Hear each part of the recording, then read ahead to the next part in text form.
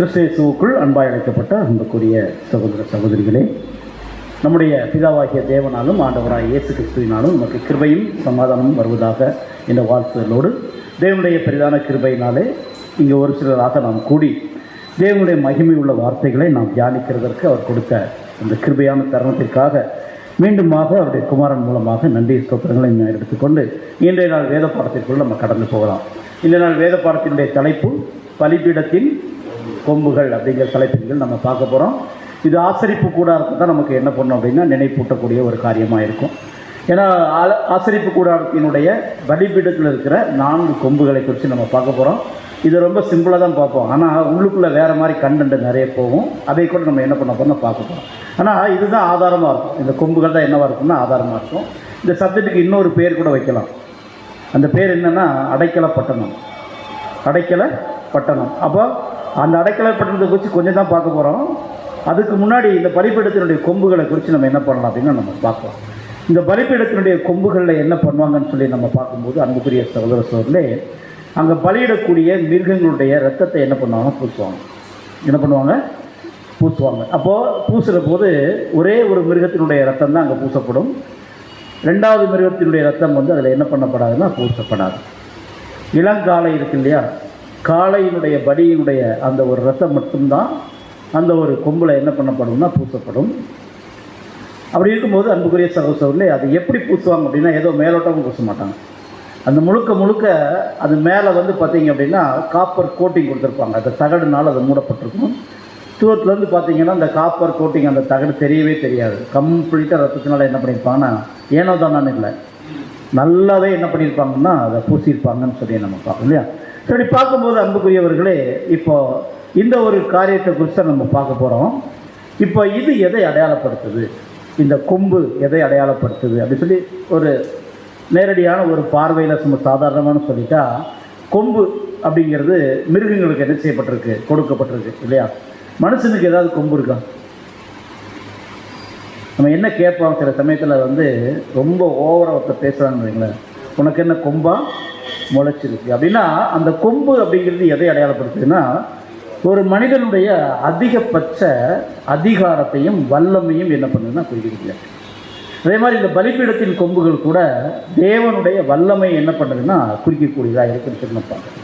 அப்படி இருக்கும்போது இந்த ஒரு காப்பர்னால் செய்யப்பட்ட இந்த 4 கொம்புகள் 4 திசையை பார்க்க என்ன பண்ணணும்னா இருக்கு. இதில் என்னென்ன பண்ணுவாங்க அப்படின்னா, பலியிடுறதுக்கு முன்னாடி மிருகங்களை பலியிடுறதுக்கு முன்னாடி இவங்க கொண்டு இந்த கொம்பில் தான் கட்டி போடுவாங்க. என்ன பண்ணுவாங்க, இந்த கொம்பில் என்ன பண்ணுவாங்கன்னா கட்டி போடுவாங்க. அங்கங்கே சும்மா கட்டி போடுறதுக்குள்ள இடம்லாம் இருக்காது. அப்படி மிருகத்தை என்ன பண்ண முடியாதுன்னா சும்மா விடவும் முடியாது. அதனால் என்ன பண்ணியிருப்பாங்கன்னா இந்த கொம்புகளில் கட்டி போட்டிருப்பாங்க. இப்போ என்னன்னு சொல்லி நம்ம பார்த்தோம் அப்படின்னா அன்புக்குரிய சகோதர சகோதரர்களே, இந்த கொம்புகளில் ரத்தம் பூசக்கூடிய ஒரு விஷயத்தை தேவன் என்ன மாதிரி ஒரு சத்தியத்தை வைக்கிறான்னு சொல்லி நம்ம பார்க்கும்போது அன்புக்குரியவர்களே, காளையினுடைய பலியினுடைய ரத்தத்தை எடுத்து அந்த கொம்பில் என்ன பண்ணுறாங்கன்னா பூசுறாங்க. இப்போ நமக்கு நல்லாவே தெரியும் அந்த காளையினுடைய பலி யார் அப்படின்னா நம்முடைய ஆண்டவராகிய இயேசு கிறிஸ்துவனுடைய ஒரு காரியம். அப்போ அந்த ரத்தத்துக்கு என்ன இருக்குது அப்படின்னா மிகப்பெரிய ஒரு மகிமை இருக்குது. அதை நம்ம பின்னாடி நம்ம இப்போ நினைவு கூறுதல் வர்றதுனால அதை ரொம்ப டீட்டெயிலாக நம்ம பார்க்கலாம். இப்போ இந்த ரத்தம் என்ன பண்ணுறான்னு சொல்லி நம்ம பார்க்கும்போது இந்த வல்லமையோடு சேர்ந்து அந்த கொம்போடு சேர்ந்து என்ன பண்ணப்படுதுன்னா அது பூசப்படுது. இப்போ தேவன் என்ன நினைக்கிறாருன்னா அவருடைய வல்லமை மாத்திரமல்ல, தன்னுடைய குமாரனுடைய பங்கும் அதில் இருக்குன்னு சொல்லிட்டு அந்த கொம்பு மேலே என்ன பண்ணுறாரு அப்படின்னா அந்த காலையில் ரத்தத்தினுடைய காரியத்தை அங்கே என்ன பண்ணுறாங்க பூசுறதை நம்ம பார்க்கணும். அப்போ நம்ம பார்க்கும்போது பூமிக்கு வரக்கூடிய அந்த இளங்காளையினுடைய ரத்தத்தால் வரக்கூடிய இந்த பூமிக்கு வரக்கூடிய ஆசீர்வாதம் பிதாவாகிய தேவனால் மட்டுமல்ல தன்னுடைய குமாரன் மூலமாகவும் என்ன பண்ணால் சம்பந்தம் இருக்குது. அப்படிங்கிறதுக்காக இந்த ஒரு காரியம் ஆசரிப்பு கூடாரத்தில் என்ன செய்யப்பட்டிருக்குன்னா அங்கே வைக்கப்பட்டிருக்கிறத நம்ம பார்க்குறோம். ஸோ இதில் நம்ம பார்க்கும்போது மீதி இருக்கிறதான ரத்தங்கள் வெள்ளாட்டு கடவுளுடைய ரத்தமாக இருக்கட்டும், மற்ற மீதி இருக்கிற ரத்தங்கள் என்ன செய்யப்படும்னா மீதி இருக்கிற அந்த பலிபீடத்தின் கீழே மண்ணில் என்ன பண்ணிடுவாங்க ஊற்றிடுவாங்க. இது ஏற்கனவே ஒரு சத்தியத்தை எடுத்து ஞாபகம் இருக்குது. இது பூமிக்குரிய ஆசீர்வாதத்துக்கு போகக்கூடிய ஜனங்களுக்கு என்ன பண்ணுதுன்னா இந்த ரத்தத்தினுடைய ஆசீர்வாதம் கிடைக்கும். அதுக்கு முன்னாடி யாருக்கு கிடைக்க போகுது அப்படின்னா சபைக்கு கிடைக்கக்கூடிய ஒரு காரியம் இல்லையா. பலிபீடம் அப்படின்னாலே யார் தான், நமக்கு ஒரு பலிபீடம் உண்டு. அது நம்முடைய ஆண்டவராகிய இயேசு கிறிஸ்துவத்தை அது என்ன பண்ணுதுன்னா அடையாளப்படுத்தாரு சொல்லி நம்ம பார்க்கணும். சரி, இப்போ நம்ம பார்க்கும்போது அன்புக்குரியவர்களே, இப்போது இந்த கொம்பில் கொண்டு என்ன பண்ணுவாங்கன்னா அதனுடைய காலையோ ஆடுகளையோ என்னென்னா கட்டி போடுவாங்க. இந்த கட்டி போடுகிற நிலைமை இருக்கு இல்லையா, இன்னும் பலியாகலை. இன்னும் என்ன ஆகலை? பலியாகலை. அதில் கட்டி போடுகிற தன்மை, அந்த கட்டி போடுகிற இடம் வந்து எதை அடையாளப்படுத்தும் அப்படின்னா, பலி செலுத்துறதற்கு முன்னாடியான நிலைமை. இப்போ நம்ம இருக்கலாம், இன்னும் நம்ம பலியாகலை. இப்போ கொஞ்சம் கொஞ்சமாக நம்மளை என்ன பண்ணிகிட்டு இருக்கிறோம்? சரீரங்களை பலியாக போடுறது. இன்னும் பலியாகிறதுக்கு முன்னாடி நம்மளை எங்கே கொண்டு போய் கட்டி போட்டிருந்தாங்க அப்படின்னா, அந்த பலிபீடத்தினுடைய கொம்புகளை என்ன பண்ணியிருந்தாலும் கட்டி போட்டுருவோம். இந்த பலிபீடத்தினுடைய கொம்புகளுக்கு வர்றதுக்கு முன்னாடி ஒரு முக்கியமான ஒரு இடத்தை தாண்டி தான் உள்ளே வரணும். பிரகாரத்தினுடைய வாசல், அந்த வாசல் தாண்டி தான் என்ன பண்ண வரணும். இந்த வாசல் எதை அடையாளப்படுத்துது அப்படின்னா, நம்முடைய ஆண்டவராகிய இயேசு. எல்லாமே ஆண்டவராகிய இயேசு கிறிஸ்து தான். இப்போ இந்த வாசல்னு சொல்லி பார்த்தோம்னா நமக்கு வசனம் நல்லா கிளியராகவே இருக்குது. நானே வாசல், நானே வழி, சத்தியம், ஜீவன், நானே வாசல். அப்போ ஆண்டவராகிய இயேசு கிறிஸ்து மேலே விசுவாசம் வச்சு இன்னும் என்ன சொல்ல போனால், அவர் தான் எனக்கு ரட்சகர், அவர்னால தான் எனக்கு மீட்பு இருக்குது அப்படிங்கிற விசுவாசத்தை கடந்து உள்ளே வந்த நம்ம இன்னும் பலியாகலை. அதில் கொம்பில் என்ன செய்யப்பட்டிருக்கு? கட்டப்பட்டிருக்கு. இப்போ என்ன நிலைமையில் நம்ம நீதிமானாக இருக்கோம் அப்படின்னா, விசுவாசத்தின் அடிப்படையில் நீதிமானாக இருக்கும். அர்ப்பணிப்பின் அடிப்படையில் இல்லை. எப்படி இருக்கும் அப்படின்னா, அந்த கட்டப்பட்ட நிலைமையில் விசுவாசத்தின் அடிப்படையில் நம்ம எப்படி இருக்கோம் அப்படின்னு சொல்லி நம்ம பார்க்கும்போது, அன்புக்குரியவர்களே பாருங்கள், நம்ம வந்து ஒரு அர்ப்பணிப்புக்கு தயாராக நம்ம இருக்கிறோம் இல்லையா. ஒரு ஆசாரியன் வந்து என்ன பண்ணணும்? நம்மளை பலியிடணும் இல்லையா. முதல்ல இளங்காலை நம்ம ஆண்டவராக இயேசு கிறிஸ்துனுடைய பலி நிறைவேறின பின்னாடி அதுக்கு அடுத்து தான் என்ன பண்ணணும் அப்படின்னா, வெள்ளாட்டுக்கடாவினுடைய பலி அங்கே நடக்கிறத வந்து நம்ம பார்க்குறோம் அன்புக்குரிய இல்லையா. பாருங்கள், இப்போ நம்ம என்ன பண்ண போகிறோம்னு சொல்லி நம்ம பார்க்கும்போது, இதனுடைய நேரடியான அர்த்தம் நம்ம பார்க்கும்போது ஆவிக்குரிய அர்த்தம் எப்படி பார்க்கலாம் அப்படின்னா, இப்போ நம்முடைய பலியை எடுத்து செலுத்துவதற்காக கிறிஸ்துவனுடைய பூரணத்தின் மேலே நம்ம முதல்ல என்ன பண்ணோம் அப்படின்னா நம்பிக்கை வைக்கிறோம். ஏன்னா நமக்கு முன்னாடி இன்னொரு பலி போகுது இல்லையா. இந்த பலியினுடைய பூரணத்து மேலே முதல்ல நம்ம என்ன பண்ணோம் அப்படின்னா நம்பிக்கை வைக்கிறோம். முதல்ல வாசலுடைய வந்து ரட்சகர் நம்பிக்கை வச்ச மாதிரி கிறிஸ்துவனுடைய பூரணத்தின் மேலே நம்ம முதல்ல என்ன பண்ணணும்? நம்ம நம்பிக்கை கண்டிப்பாக நம்ம என்ன பண்ணணும்? வைக்கணும் இல்லையா. அடுத்து நம்ம பார்க்கும்போது அன்புக்குரிய சகோதரர்களே, அடுத்து நம்முடைய பலியை என்ன பண்ணுவாங்க அப்படின்னா அதில் தகனிப்பாங்க. தகனிக்கிறதுனா என்ன அர்த்தம்? பலியை தகனிக்கிறது இல்லையா. முதல்ல வந்து காளையாகட்டும் அல்லது ஆட்டுக்கடாவாகட்டும் என்ன பண்ணுவாங்க அப்படின்னா, சந்து சந்தாக முதல்ல என்ன பண்ணிடுவாங்கன்னா வெட்டுவாங்க. வெட்டி அந்த பலிபீடத்தில் என்ன பண்ணுவாங்கன்னா உள்ளே போட்டு நெருப்பு வச்சு என்ன பண்ணிடுவாங்க, கண்டிப்பாக அதை என்ன பண்ணுவாங்கன்னா கம்ப்ளீட்டாக சுட்டு எரிச்சுவாங்க. அதான் சொல்ல முடியாது சர்வாங்க தகன பலி. சர்வாங்க தகன பலின்னா சர்வ அங்கத்தையும் தகனமாக தகனிக்கிறது, எரிய கொடுக்குறது இல்லையா. அப்போ அதில் அந்த உடலுடைய பாகங்கள்லாம் என்ன செய்யணும்னா எரிஞ்சு என்னாகும்? சாம்பலாகும். ரத்தம் தனியாக போகும். அது போக வெளியே கொண்டு கொட்டக்கூடிய சில பாகங்கள் இருக்குது, அந்த பாகங்களை தனியாக எடுத்துட்டு மீதியான பாகங்கள், முக்கியமான பாகங்கள் மட்டும் என்ன பண்ணணும் அப்படின்னா தகனிக்கப்படும் அப்படின்னு சொல்லி நம்ம பார்க்கணும். அன்புக்குரியவர்களே, இப்போது இந்த கட்டி போடுற காரியத்தை குறித்து நம்ம பார்க்கும்போது, இப்போ நம்முடைய அர்ப்பணிப்பின் சிந்தை, இப்போ நம்ம கட்டி போடப்பட்டிருக்கோன்னு வைங்களேன், அர்ப்பணிப்பின் சிந்தையோடு நம்ம அங்கே இருக்கணும் அப்படிங்கிறத நம்ம பார்க்குறோம். அதே சமயத்தில் கர்த்தராகிய இயேசு கிறிஸ்து மூலமாக பலி செலுத்துவதற்கு நாம் பக்கத்தில் போயிட்டோமா? ஏன்னா அதில் முதல்ல என்ன பண்ணணும்? முதல்ல இளங்காலை என்ன செய்யப்படணும்? அடிக்கப்படணும். அப்படி இருக்கும்போது அன்புக்குரியவர்களே, இப்போ நம்ம என்ன செய்ய சொல்லி நம்ம பார்க்கும்போது, ஏற்கனவே நம்ம மரணத்தினுடைய தீர்ப்பில் இருந்தோம். இதில் இருந்தோம், மரணத்துடைய தீர்ப்பில் இருந்தோம். ஆசரிப்பு கூடாரத்தினுடைய வளாகத்துக்குள்ள பிரகாரத்துக்குள்ளே வரதே பெரிய விஷயம். வந்தாச்சு. இப்போ அர்ப்பணிக்க என்ன பண்ணிருக்கோம்? தயாராக உள்ள இருக்கிறோன்னு சொல்லி நம்ம பார்க்குறோம். அப்படி இருக்கும்போது நமக்கு என்ன கிடைக்கும்னு சொல்லி நம்ம பார்க்கும்போது, நாம் பக்கத்தில் போக போக தொடர்பு இல்லாத ஒரு சூழ்நிலையிலிருந்து தொடர்பு படுத்தக்கூடிய ஒரு சூழ்நிலைக்கு என்ன பண்ணோம்னா வரப்போகிறோம். என்ன தொடர்பு அப்படின்னு சொல்லி பார்த்தோம் அப்படின்னா, தேவனுக்கும் மனுஷனுக்கும் இடையில உள்ள ஒரு பகைமை நீக்கப்படக்கூடிய ஒரு விஷயம் இல்லையா. அந்த பகைமை நீக்கப்பட்டு என்னாச்சுன்னு சொல்லி நம்ம பார்க்கும்போது, எப்போ நம்ம கிறிஸ்துவனுடைய ஈடுபலியை விசுவாசிக்கிறோமோ அப்போ அந்த பகை என்ன ஆகுது? கொஞ்சம் கொஞ்சமாக ஆரம்பிக்குது. அவ்வளோதான். பின்னாடி நம்ம அந்த ஒரு விசுவாசத்தில் நிலை நிற்கிறத பொறுத்து தான் அது என்ன பண்ணணும்னா ஃபுல்ஃபில் ஆகும்னு சொல்லி நம்ம பார்க்குறோம். அன்புக்குரியவர்களே, இப்போ நம்ம நீதிமான் ஆயாச்சுன்னு வைங்களேன், அதுக்கு பின்னாடி நம்முடைய பலியை என்ன பண்ணணும்னா தேவன் இப்போ கொண்டு வாங்க அப்படின்னு கேட்குறாரு. இப்போ என்ன பண்ணணும்? இப்போ நம்ம பலி செலுத்த ஆரம்பிக்கணும் இல்லையா. சரி, இந்த பலி செலுத்த வேணும்னா நம்ம முதல்ல நீதிமான் நிலைமையில் இருக்கணும். கண்டிப்பாக நீதிமான் நிலைமையில் இருக்கணும். அந்த நீதிமான் நிலைமையினுடைய அடுத்தடுத்த படிநிலைகள் இருக்குது இல்லையா. இப்போ தான் ஒன்று ஒன்றா போகணும். முதல்ல ஒரு நீதிமான் நிலைமை விசுவாசித்ததுனால நீதிமான், அதனால் ஒரு பிரயோஜனமும் இல்லை. உள்ளே வர்றதுக்கான லைசன்ஸ், அதாவது தற்கால நீதிமான் நிலைமை. இன்னைக்கு எல்லாருமே விசுவாசிக்கிறாங்கல்ல, இயேசு கிறிஸ்து எனக்கு ரட்சகர், அவருக்காக எனக்காக என்ன பண்ணியிருக்காரு, ஜீவனை கொடுத்துருக்காரு விசுவாசிக்கல, வாசலோடு முடிஞ்சு போச்சு. அப்போ அர்ப்பணிப்பு இல்லாத ஒரு நீதிமான் நிலைமை வந்து எதுக்குமே என்ன இல்லை, ஒரு பிரயோஜனம் இல்லாத ஒரு, ஏதாவது நம்ம கைக்கு தேவன் என்ன கொடுக்குறாரோ அதை என்ன பண்ணி ஆகணும், அர்ப்பணிக்கணும்னு சொல்லி நம்ம பார்க்குறோம் இல்லையா. அப்போ நீதிமான் நிலைமையிலேருந்து அப்படி நம்ம பலி செலுத்தும் போது அதை தேவன் என்ன பண்ணுறார், அங்கீகரிக்கிறார் இல்லையா. சும்மா வந்து ஒருத்தர் பலி கொடுத்தா தேவன் அங்கீகரிப்பார். இப்போ நம்ம இருக்கிறோன்னு வைங்களேன், நம்மளுடைய சபைக்கு வந்து வெளியிலேருந்து ஒருத்தர் வந்து நீங்கள் ஏதோ கிறிஸ்டின் அமைப்பாட்டு இருக்குது, நீங்கள் வந்து என்ன பண்ணிகிட்டு இருக்கிறீங்க, ஏதோ தேவனுடைய வார்த்தைகளை பொதிக்கிறீங்க, நான் ஒரு 10,000 ரூபா தாரேன் நீங்கள் வச்சுக்கோங்க அப்படின்னு சொல்லி கொடுத்தா இந்த பலியை தேவன் அங்கீகரிப்பாரா? நம்ம வேண்டாம் வாங்கிக்கலாம் இல்லையா. ஆனால் அந்த பலியை அவர் என்ன நிலைமையில் இருக்காருன்னே தெரியாது இல்லையா. அப்போது என்ன காரணத்துக்காக பலி செலுத்துகிறாங்க அப்படிங்கிறது தெரியாது அவங்களுக்கு. அவங்களுக்கு ஊழியர் செய்யணும் அப்படிங்கிறது ஒரு ஃபோக்கஸாக இருக்கிறதுனால இல்லையா, அவங்க என்ன பண்ணுறாங்க, ஏதாவது செய்யணும், தேவனுக்கு என்று ஏதாவது செய்யணும் இல்லையா. ஆனால் இதில் முக்கியமான ஒரு பாயிண்ட் நம்ம நல்லா புரிஞ்சுக்கணும், எந்த நிலைமையிலிருந்து நம்ம அர்ப்பணிக்கிறோம், எந்த நோக்கத்திற்காக நம்ம அர்ப்பணிக்கிறோம் அப்படிங்கிறது ரொம்ப ரொம்ப முக்கியம். அதை பார்த்து தான் தேவன் நமக்கு என்ன பண்ணுவார்னா நமக்கு ஆசீர்வாதத்தை கொடுக்கக்கூடிய சொல்லி நம்ம பார்க்குறோம் அன்புக்குரியவர்களே. அப்படி இந்த ஒரு நெருக்கம் யார் மூலமாக கிடைச்சிருக்குன்னா நம்முடைய ஆண்டவராக இயேசு கிறிஸ்து மூலமாக இந்த பூரணத்தின் மேல், அதாவது வந்து பார்த்திங்க அப்படின்னா ஒரு பலி செலுத்தின பின்னாடி ஒரு பூரணத்தின் மூலம் ஈடுமொழியை விசுவாசிக்கிறது மூலமாக நமக்கு என்ன பண்ணுதுன்னா அது கிடைக்குதுன்னு சொல்லி நம்ம பார்க்குறோம். இது நேரடியாக பார்க்கக்கூடிய ஒரு விஷயங்களாயிருக்கு. இப்போ நம்ம என்ன பண்ண போகிறோம்னா இந்த பலிபீடத்தினுடைய கொம்புகளுக்கும் அடைக்கலப்பட்டனத்துக்கும், அதாவது இன்னொரு விஷயம் கூட இருக்குது, அது வந்து கிருபை இல்லையா. அந்த கொம்புக்கு இன்னொரு வார்த்தை கூட இருக்குது, இன்னொரு அர்த்தம் கூட இருக்குது. அது என்ன பேருனா கிருபை. அதை பிடிச்சிக்கிட்டா என்ன பண்ணிடலாம், பிடிச்சிக்கலாம். ஆனால் மனப்பூர்வமாக தப்பு பண்ணி அதை போய் பிடிச்சாலும் என்ன பண்ண முடியாது. மனப்பூர்வமாக தப்பு பண்ணிட்டு எனக்கு கிருபை வேணும் அப்படின்னா அதுக்கு வேதத்தில் ஒரு உதாரணம் இருக்குது. அதையும் இன்றைக்கி என்ன பண்ண போகிறோம்னா சப்ஜெக்டில் பார்க்க போகிறோம். அது தாவீது சாலமோன் மூலமாக என்ன மாதிரி ஒரு தண்டனையை வந்து அந்த பலிபீடத்தின் கொம்புகளை பிடிச்சவங்களுக்கு கொடுத்தாரு அப்படிங்கிறத என்ன பண்ணாங்க நம்ம பார்க்க போகிறோம் இல்லையா. இப்போ நம்ம பார்க்கும்போது தேவன் என்ன பண்ணியிருந்தாருன்னா இஸ்ரவேல் ஜனங்களுக்கு ஒரு நியாயப்பிரமாணத்தை கொடுத்துருந்தார். அந்த நியாயப்பிரமாணத்தில் இப்போ நம்ம கொம்புகள் பார்த்தோம் இல்லையா, இந்த நியாயப்பிரமாணத்தில் வேறு மாதிரி எப்படி கொடுத்துருந்தாரு அப்படின்னா அடைக்கலப்பட்டணம் அப்படிங்கிற பேரில் வந்து என்ன அதுக்குள்ளே போனால் பொழைச்சிக்கலாம். ஒரு அடைக்கலப்பட்டணத்துக்குள்ளே போனால் என்ன பண்ணிக்கலாம், பொழைச்சிக்கலாம். அந்த அடைக்கலப்பட்டணம் வேறு யாரும் இல்லை, அது நம்முடைய ஆண்டவராகிய இயேசு கிறிஸ்து.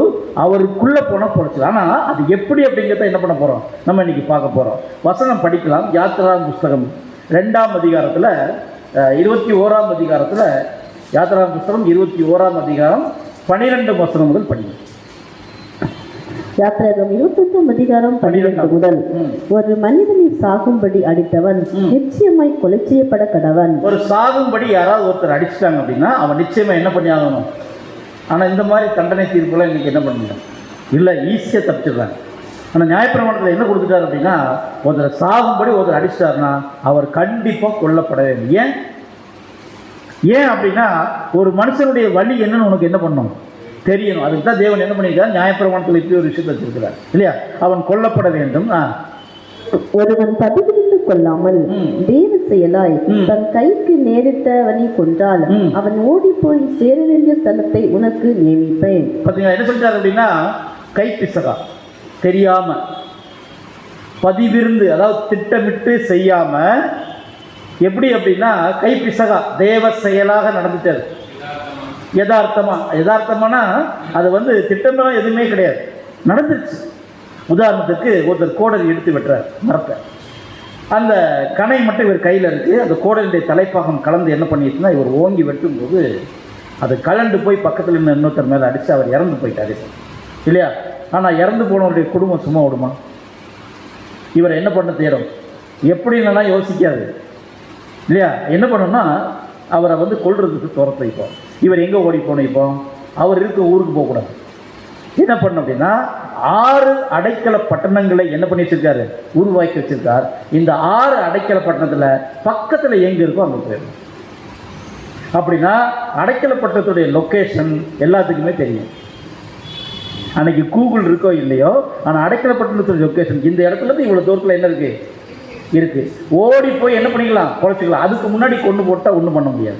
ஆனால் அதுக்கு முன்னாடி அவங்க என்ன பண்ணிடலாம் அப்படின்னா உயிரை காப்பாற்றிக்கிறதுக்கு என்ன பண்ணணும், நல்லா புரிஞ்சுங்க, இதெல்லாம் பாயிண்ட் இருக்குது. உயிரை காப்பாற்றிக்கிறதுக்கு ஓடுறது சும்மா சாதாரணமாக ஓடுறதில்ல, உயிரை காப்பாற்றிக்க ஓடுறது. பின்னாடி எப்போ வேணாலும் ஆபத்து வரும், அது எந்த ரூபத்தினாலும் வரும், எப்படி வேணாலும் வரும், எத்தனை பேர் துரத்துறாங்கன்னு தெரியாது. ஆனால் அவர் இறந்து போயிட்டார்.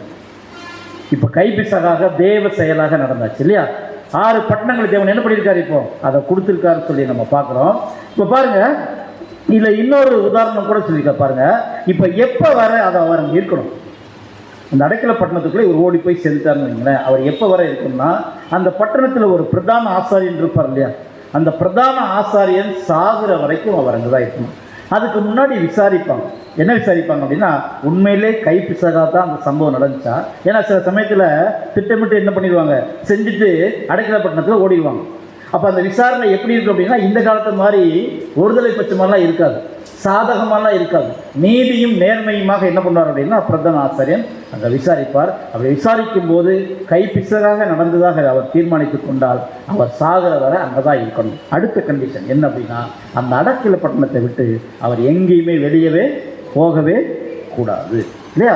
வெளியே வரக்கூடாது. அதாவது பிரதான ஆசாரியன் உயிரோடு இருக்கிற வரைக்கும் அங்கே தான் இருக்கணும். அதே சமயத்தில் இருக்கிற நாட்களில் அதுக்குள்ளே தான் இருக்கணுமே தவிர வெளியே வரக்கூடாது.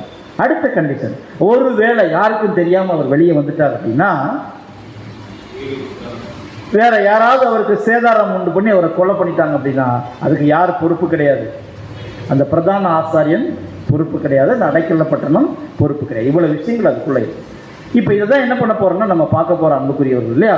பாரு, இந்த மாதிரி அடைக்கல பட்டணங்கள் கொலையாளி தப்பி செல்வதற்கு இல்லையா, தப்பிச்சு உயிர் காப்பாற்றிக்கிறதுக்காக தேவன் என்ன பண்ணியிருக்காருன்னா வச்சிருக்காரு சொல்லி நம்ம பார்க்கணும். இப்போ இது கூட இந்த சப்ஜெக்டில் நம்ம பார்க்கும்போது இவங்க ஓடி போய் அந்த பட்டணத்தில் இருக்கிற பலிபீடத்தினுடைய கொம்புகளை தான் என்ன பண்ணிக்குவாங்க, நம்ம பிடிச்சிக்குவாங்க. இதை பார்த்த உடனே பக்கத்தில் பார்த்து ஒருத்தர் இந்த மாதிரி பலிபீடத்தினுடைய கொம்பை பிடிச்சிட்டு இருக்காருன்னு சொல்லி பிரதான ஆசாரியனுக்கு ஒரு தகவல் சொல்லுவாங்க. அவர் என்ன பண்ணுவார்னா தன்னுடைய பிரதானிகளோட பார்த்து என்னப்பா என்ன ஏதுன்னு விசாரித்து அந்த காரியத்தை என்ன பண்ணுவாங்கன்னா சொல்லுவாங்க. இப்படி இருக்கும்போது அன்புக்குரியவர்களே, இப்போ பாருங்கள், இப்படி விசாரிக்கும் போது அவன் என்ன தப்பு பண்ணீங்க அப்படின்னு விசாரிக்கும் போது அவர் திட்டமிட்டு ஏதாவது ஒரு காரியத்தை பண்ணி ஒரு கொலை சம்பவம் நடந்துச்சு அப்படின்னா பிரதான ஆசாரியன் என்ன பண்ண மாட்டார்னா அந்த பட்டணத்துக்குள்ள அவரை வைக்க மாட்டார். நீதியான தண்டனை நியாயப்பிரமாணத்தின்படி என்ன உண்டோ அதை கொடுத்துருவாருன்னு சொல்லி நம்ம பார்க்கலாம். ஆனால் இப்போ இது யார் யாருக்கு இதை கட்டளையாக கொடுத்துட்டாருன்னா, அங்கே இருக்கிற அந்நியருக்கும் பிரதேசிக்கும் சேர்த்து தான் என்ன பண்ணியிருக்காரு, இஸ்ரேல் ஜனங்களுடைய யார் யார் டிராவல் பண்ணி உள்ளே வந்தாங்களோ எல்லாத்துக்கும் சேர்த்து என்ன பண்ணிட்டார் அப்படின்னா உன்னோட இருக்கிற எல்லாருக்காகவும் அந்த திட்டத்தை என்ன பண்ணிட்டாருன்னா கொடுத்துட்டார். இப்போ உதாரணத்திற்கு பழம் மேலே நல்லா பழுத்திருக்கு, இதில் கல்லெறிகிறாங்கன்னு வைங்களேன். இந்த கல்லெறியும் போது கீழே நிற்க ஒரு ஆள் மேலே தலையில் பட்டுச்சு. அந்த ஆளை குறி வச்சு அவர் எரியல. ஆனால் கல் எரிஞ்சது என்னாச்சுன்னா, பழத்துக்கு எரிஞ்சது என்னாச்சுன்னா கீழே நின்று ஆள் மேலே தலையில் அது விழுந்துருச்சு. விழுந்து அவர் மரணத்துக்குள்ளே போயிட்டார் அப்படின்னா இதுவும் கை பிசகத்தான் என்ன இருக்குது நடந்திருக்கு. அந்த இடத்துல அவர் நின்றுருக்கக்கூடாது. இப்போ இதனாலே அவர் மறித்து போனார் அப்படின்னா இந்த மாதிரி கை பிசகாக நடக்கக்கூடிய காரியங்களுக்காக என்ன இருக்குது அப்படின்னா இந்த அடைக்கல பட்டணத்தில் இருக்குது ஒரு புகலிடமாக அது இருக்குன்னு சொல்லி நம்ம பார்க்கணும் இல்லையா? பாருங்க, அப்படி இருக்கும்போது திட்டமிட்ட கொலை செய்யணும் அப்படி போகலாம். ஆனால் அவங்களுக்கு என்ன இல்லைன்னு சொல்லி நம்ம பார்த்தோம்னா அங்கே அடைக்கலம் கொடுக்கறதுக்கு ஒருத்தர் இல்லை. ஒரு கைப்பிசகாக தேவ செயலாக செய்தால் மட்டுமே தான் அங்கே என்ன கிடைக்கும்னு சொல்லி நம்ம பார்க்கும்போது அந்த ஒரு இடத்தை போய் சேரலாம். அவங்க இது நியாயப்பிரமாணத்தில் அங்கே இருக்குது. அங்கே நியாய சங்கம் கூடி தான் இதற்கான முடிவுகள் அங்கே எடுப்பாங்கன்னு சொல்லி நம்ம பார்க்கணும் இல்லையா? அப்படி இருக்கும்போது இப்போ ஒருவேளை தெரியாமல் ஒருத்தர் கொலை செய்துவிட்டு அப்படி வந்துட்டாங்க அப்படின்னா அதுக்கான தண்டனை அங்கே அவங்களுக்கு கிடைக்கும். இப்போ அப்படி இருக்கும்போது நம்ம பார்க்குறோம், என்ன பார்க்குறோம் அப்படின்னா இந்த அடைக்கல பட்டணத்தை குறித்து சில தகவல்கள் நம்ம படிக்கலாம். உபாகமம் எடுத்துக்கலாம். உபாகமம் 19ஆம் அதிகாரம் 4ஆம் வசனம் முதல் 6ஆம் வசனம் வரை படிக்கும்.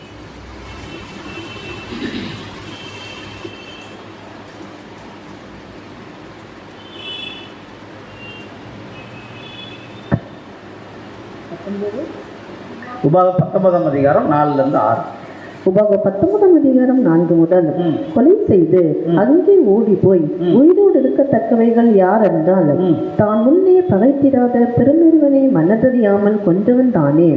ஒருவன் விறகு வெட்ட மற்றொருவனுடைய காட்டில் போய் மரத்தை வெட்ட தன் கையில் இருந்த கோடாடியை ஓங்கும் போது இரும்பானது காம்பை இரும்பானது காம்பை விட்டு கலந்து மற்றவன் மேல் பட்டதினால் அவன் இருந்து போனால், இரத்த பழிக்காரன் தன் மனம் எரிகையில் கொலை செய்தவனை வழி தூரமா இருக்கிறதினாலே பின்தொடர்ந்து பிடித்து அவனை கொன்று போடாதபடிக்கு இவன் அந்த பட்டணங்கள் ஒன்றில் ஓடி போய் உயிரோடு இருப்பானாக. இவன் அவனை முன்னே பகைக்காதபடியினால் இவன் மேல் சாவுக்கான குற்றம் சுமரவில்லை. பாருங்க, இப்ப இந்த மாதிரி ஒரு சட்டத்தை என்ன பண்ணிட்டாருன்னா கொடுத்துட்டார். இதே நீங்க என்னாகமம் 35ஆம் அதிகாரத்தில் படிக்க வேண்டாம். என்னாகும் 35ஆம் அதிகாரத்தில் 22ஆம் வசனம் அவர் எவ்வளவு நாட்கள் அங்கே இருக்கணும் அப்படிங்கிறத அங்கே கொடுத்துட்டார். பாருங்க, இது மாதிரி சில சம்பவங்கள் அடைக்கலப்பட்டணத்தை குறித்து என்ன பண்ணிட்டுன்னா இருக்கு. இதனுடைய ஆவிக்குரிய அர்த்தத்தை நம்ம பார்க்கலாம். பார்க்கறதுக்கு முன்னாடி இந்த பலிபீடத்தினுடைய கொம்புகளை பிடிச்சவங்க யார் யார் அப்படிங்கிறது என்ன பண்ணலாம் கொஞ்சம் நம்ம பார்க்கலாம். இது எங்கே நடந்திருக்கு அப்படின்னா தாவீது ராஜாவுடைய நாட்களில் அங்கே நடந்திருக்கு. இப்போ சாலமோன் தான் ஆலயத்தை கட்டுறார். அதுக்கு முன்னாடியெல்லாம் ஆசரிப்பு கூடாரம் இருந்திருக்கு. அதில் பலிபீடத்தினுடைய கொம்புகள் என்ன ஆயிருக்குன்னா இருந்திருக்கு. இந்த பலிபீடத்தினுடைய கொம்புகளை பிடிச்சி கொஞ்சம் பேர் உயிர் தப்பியிருக்கிறாங்க. ஆனால் கொஞ்சம் பேர் திட்டமிட்டு செஞ்சவங்க தப்பலை. இதுக்கு உதாரணமாக நம்ம பார்க்கும்போது அன்புக்குரியவர்களே, வேதாகமத்தில் பார்த்தோம் அப்படின்னா 1 ராஜாக்கள் புத்தகம் எடுத்துக்கலாம். அதில் பார்த்தீங்க அப்படின்னா 51ஆம் வசனத்திலிருந்து 53ஆம் வசனம் வரை நம்ம படிக்கலாம். 1 ராஜாக்கள் 1ஆம் அதிகாரம் 51லேருந்து 53ஆம் வசனம் வரைக்கும்.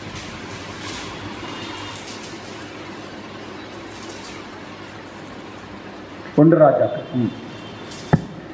1 ராஜாக்கள் 1ஆம் அதிகாரம் 51 முதல், இதோ அதோனியா ராஜாவாகிய சாலமோனுக்கு பயப்படுகிறான் என்றும், இதோ அவன் பலிபீடத்தின் கொம்புகளை பிடித்துக் கொண்டு ராஜாவாகிய சாலமோன் தமது அடியானை பட்டயத்தாலே கொன்று போடுவதில்லை என்று இன்று எனக்கு ஆணையிடுவாக என்கிறான் என்றும். பாருங்க, இந்த ஒரு விஷயத்தை நம்ம படிக்கும்போது 1 ராஜாக்கள் 1ஆம் அதிகாரத்தில் 51லேருந்து நம்ம படிச்சோம் இல்லையா. பாருங்க, அதோனியா ராஜாவாகிய சாலமோனுக்கு என்ன பண்றாரு? இப்போ பயப்படுகிறார். ஏன்னா இதுக்கு முன்னாடி ஒரு காரியத்தை அவர் பண்ணார். அவர் என்ன பண்ணார் அப்படின்னா, இந்த அதோனியா சாலமோனுடைய சகோதரன் தான். இன்னொரு மனைவிக்கு, தாவீது இன்னொரு மனைவிக்கு பிறந்தவர்.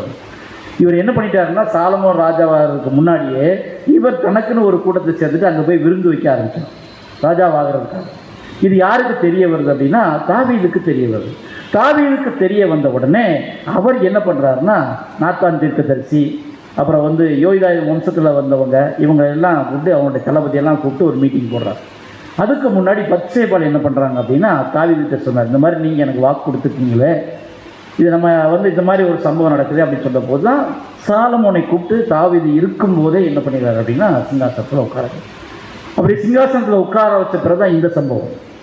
இப்போ என்ன பண்ணுறாருன்னா, அது அவர் சிங்காசனத்துக்கு போன உடனே, சாலமோன் சிங்காசனத்துக்கு போன உடனே இப்போ பார்த்தீங்கன்னா பயங்கரமான ஆரவாரம், சத்தம், அது எப்படி இருக்குன்னா ரொம்ப அதிகப்படியாக இருக்குது. இதை கேட்டு அவங்க என்ன பண்ணுறாங்கன்னா இப்போ பயந்தாச்சு. யார்? அந்த அதோனியா குரூப் பயந்துட்டாங்க. பயந்துட்டு தான் என்ன பண்ணுறாங்கன்னு சொல்லி நம்ம பார்க்கும்போது, என்றும் இதோ அவன் பலிபீடத்தின் கொம்புகளை பிடித்து கொண்டு ராஜாவாகிய சாலமோன் தமது அடியானை பட்டயத்தானை கொண்டு போடுவதில்லை என்று இன்று எனக்கு சொன்னால் மட்டும்தான் நான் என்ன பண்ணுவேன், இந்த பலிபீடத்தின் கொம்புகளை விடுவேன் அப்படின்னு சொல்லி அவர் சொல்கிறார் இல்லையா. சாலமோனுக்கு அறிவிக்கப்பட்டது. அப்பொழுது சாலமோன் என்ன பண்ணான்னு சொல்லி நம்ம பார்க்கும்போது, அவன் யோக்கியன் என்று விளங்க நடந்து கொண்டால் அவன் தலைமையில் ஒன்றும் தரையில் என்ன பண்ண போகிறதில்லை, விழ போகிறதில்லை சொல்லிட்டு, அவனிடத்தில் பொல்லாப்பு காணப்படுமே ஆகில் அவன் சாக வேண்டும் இல்லையா. இன்னும் என்ன நடக்கிறது தெரியுமா? அந்த குழந்தையை கொண்டு 2 தாய், அதெல்லாம் இன்னும் நடக்கலை. சிங்காசனத்தில் ஏறின உடனே அதுக்கப்புறம் தான் என்ன ஆகுதுன்னா அந்த சம்பவம் நடக்குது இல்லையா. பாருங்க, இந்த ஒரு நியாயமான ஒரு காரியத்தை தேவன் சாலமோனுக்கு எப்படி கொடுத்துருக்காருன்னா, ஞானமாக என்ன பண்ணியிருக்காருன்னா கொடுத்துருக்காரு. நியாயமாக இருந்தால் அவர் யோக்கியமான வேலை செஞ்சிருந்தா என்ன பண்ண போகிறதில்ல, கொல்ல போகிறதில்ல. ஆனால் தப்பு பண்ணியிருந்தார் அப்படின்னா பலிபீடத்தின் கொம்புகளை பிடிச்சாலும் கூட என்ன பண்ண போகிறதில்ல, விடப்பட போகிறதில்லை சரியா. இன்னும் பலிபீடத்தின் கொம்புகளுக்கு இன்னும் நிறைய விளக்கங்கள் இருக்குது, அதை நம்ம பார்க்க போகிறோம். அதே சமயத்தில் என்ன பார்க்கும்போது, அவனை பலிபீடத்திலிருந்து கொண்டு வா, ராஜாவாகிய சாலமோன் ஆட்களை அனுப்பினான், கொண்டு வரதுக்கு அனுப்பினான். அவன் ராஜாவாகிய சாலமோனை வணங்கி சாலமோனை அவன் பார்த்து உன் வீட்டுக்கு போய் என்றான். இப்போ என்ன பண்ணிட்டார்? இப்போ வீட்டுக்கு போ, ஒன்றும் பிரச்சனை இல்லை, நீ போயிரு அப்படின்னு சொல்லி என்ன பண்ணிட்டாருன்னா அனுப்பிட்டார் சரியா. அடுத்து 2ஆம் அதிகாரம் தான் ரொம்ப ரொம்ப முக்கியமான ஒரு பாயிண்ட். 2வது அதிகாரத்தில் தாவீது என்ன பண்ணிட்டாருன்னா மரணம் அடைஞ்சிருவார். மரணம் அடைகிறதுக்கு முன்னாடி சாலமோன்கிட்ட சில விஷயங்களை என்ன பண்ணிட்டாருன்னா சொல்லிட்டார்.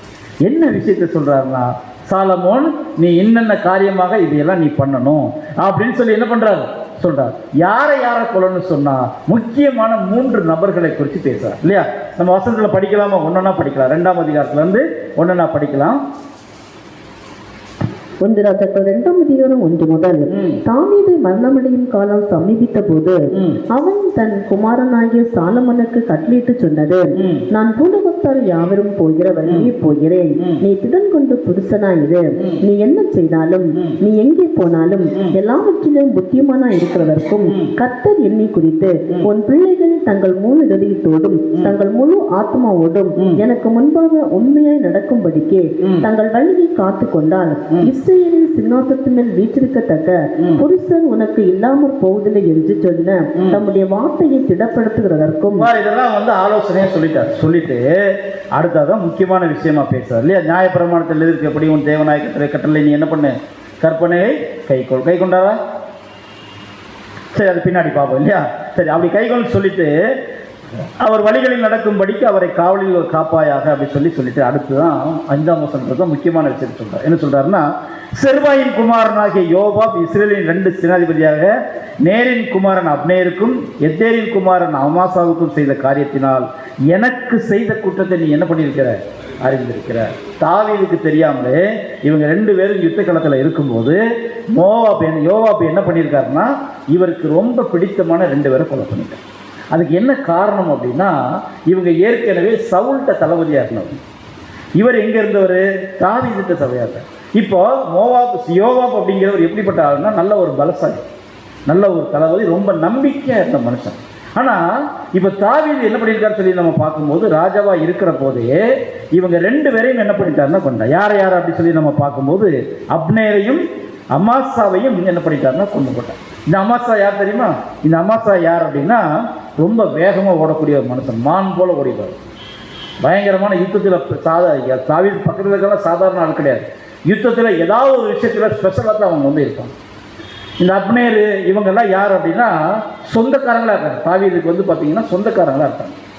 இப்போ இவங்களை தான் தாவீதுக்கு தெரியாமல் வெளியே வச்சு என்ன பண்ணிட்டார் அப்படின்னா கொண்டு போட்டார். யார்?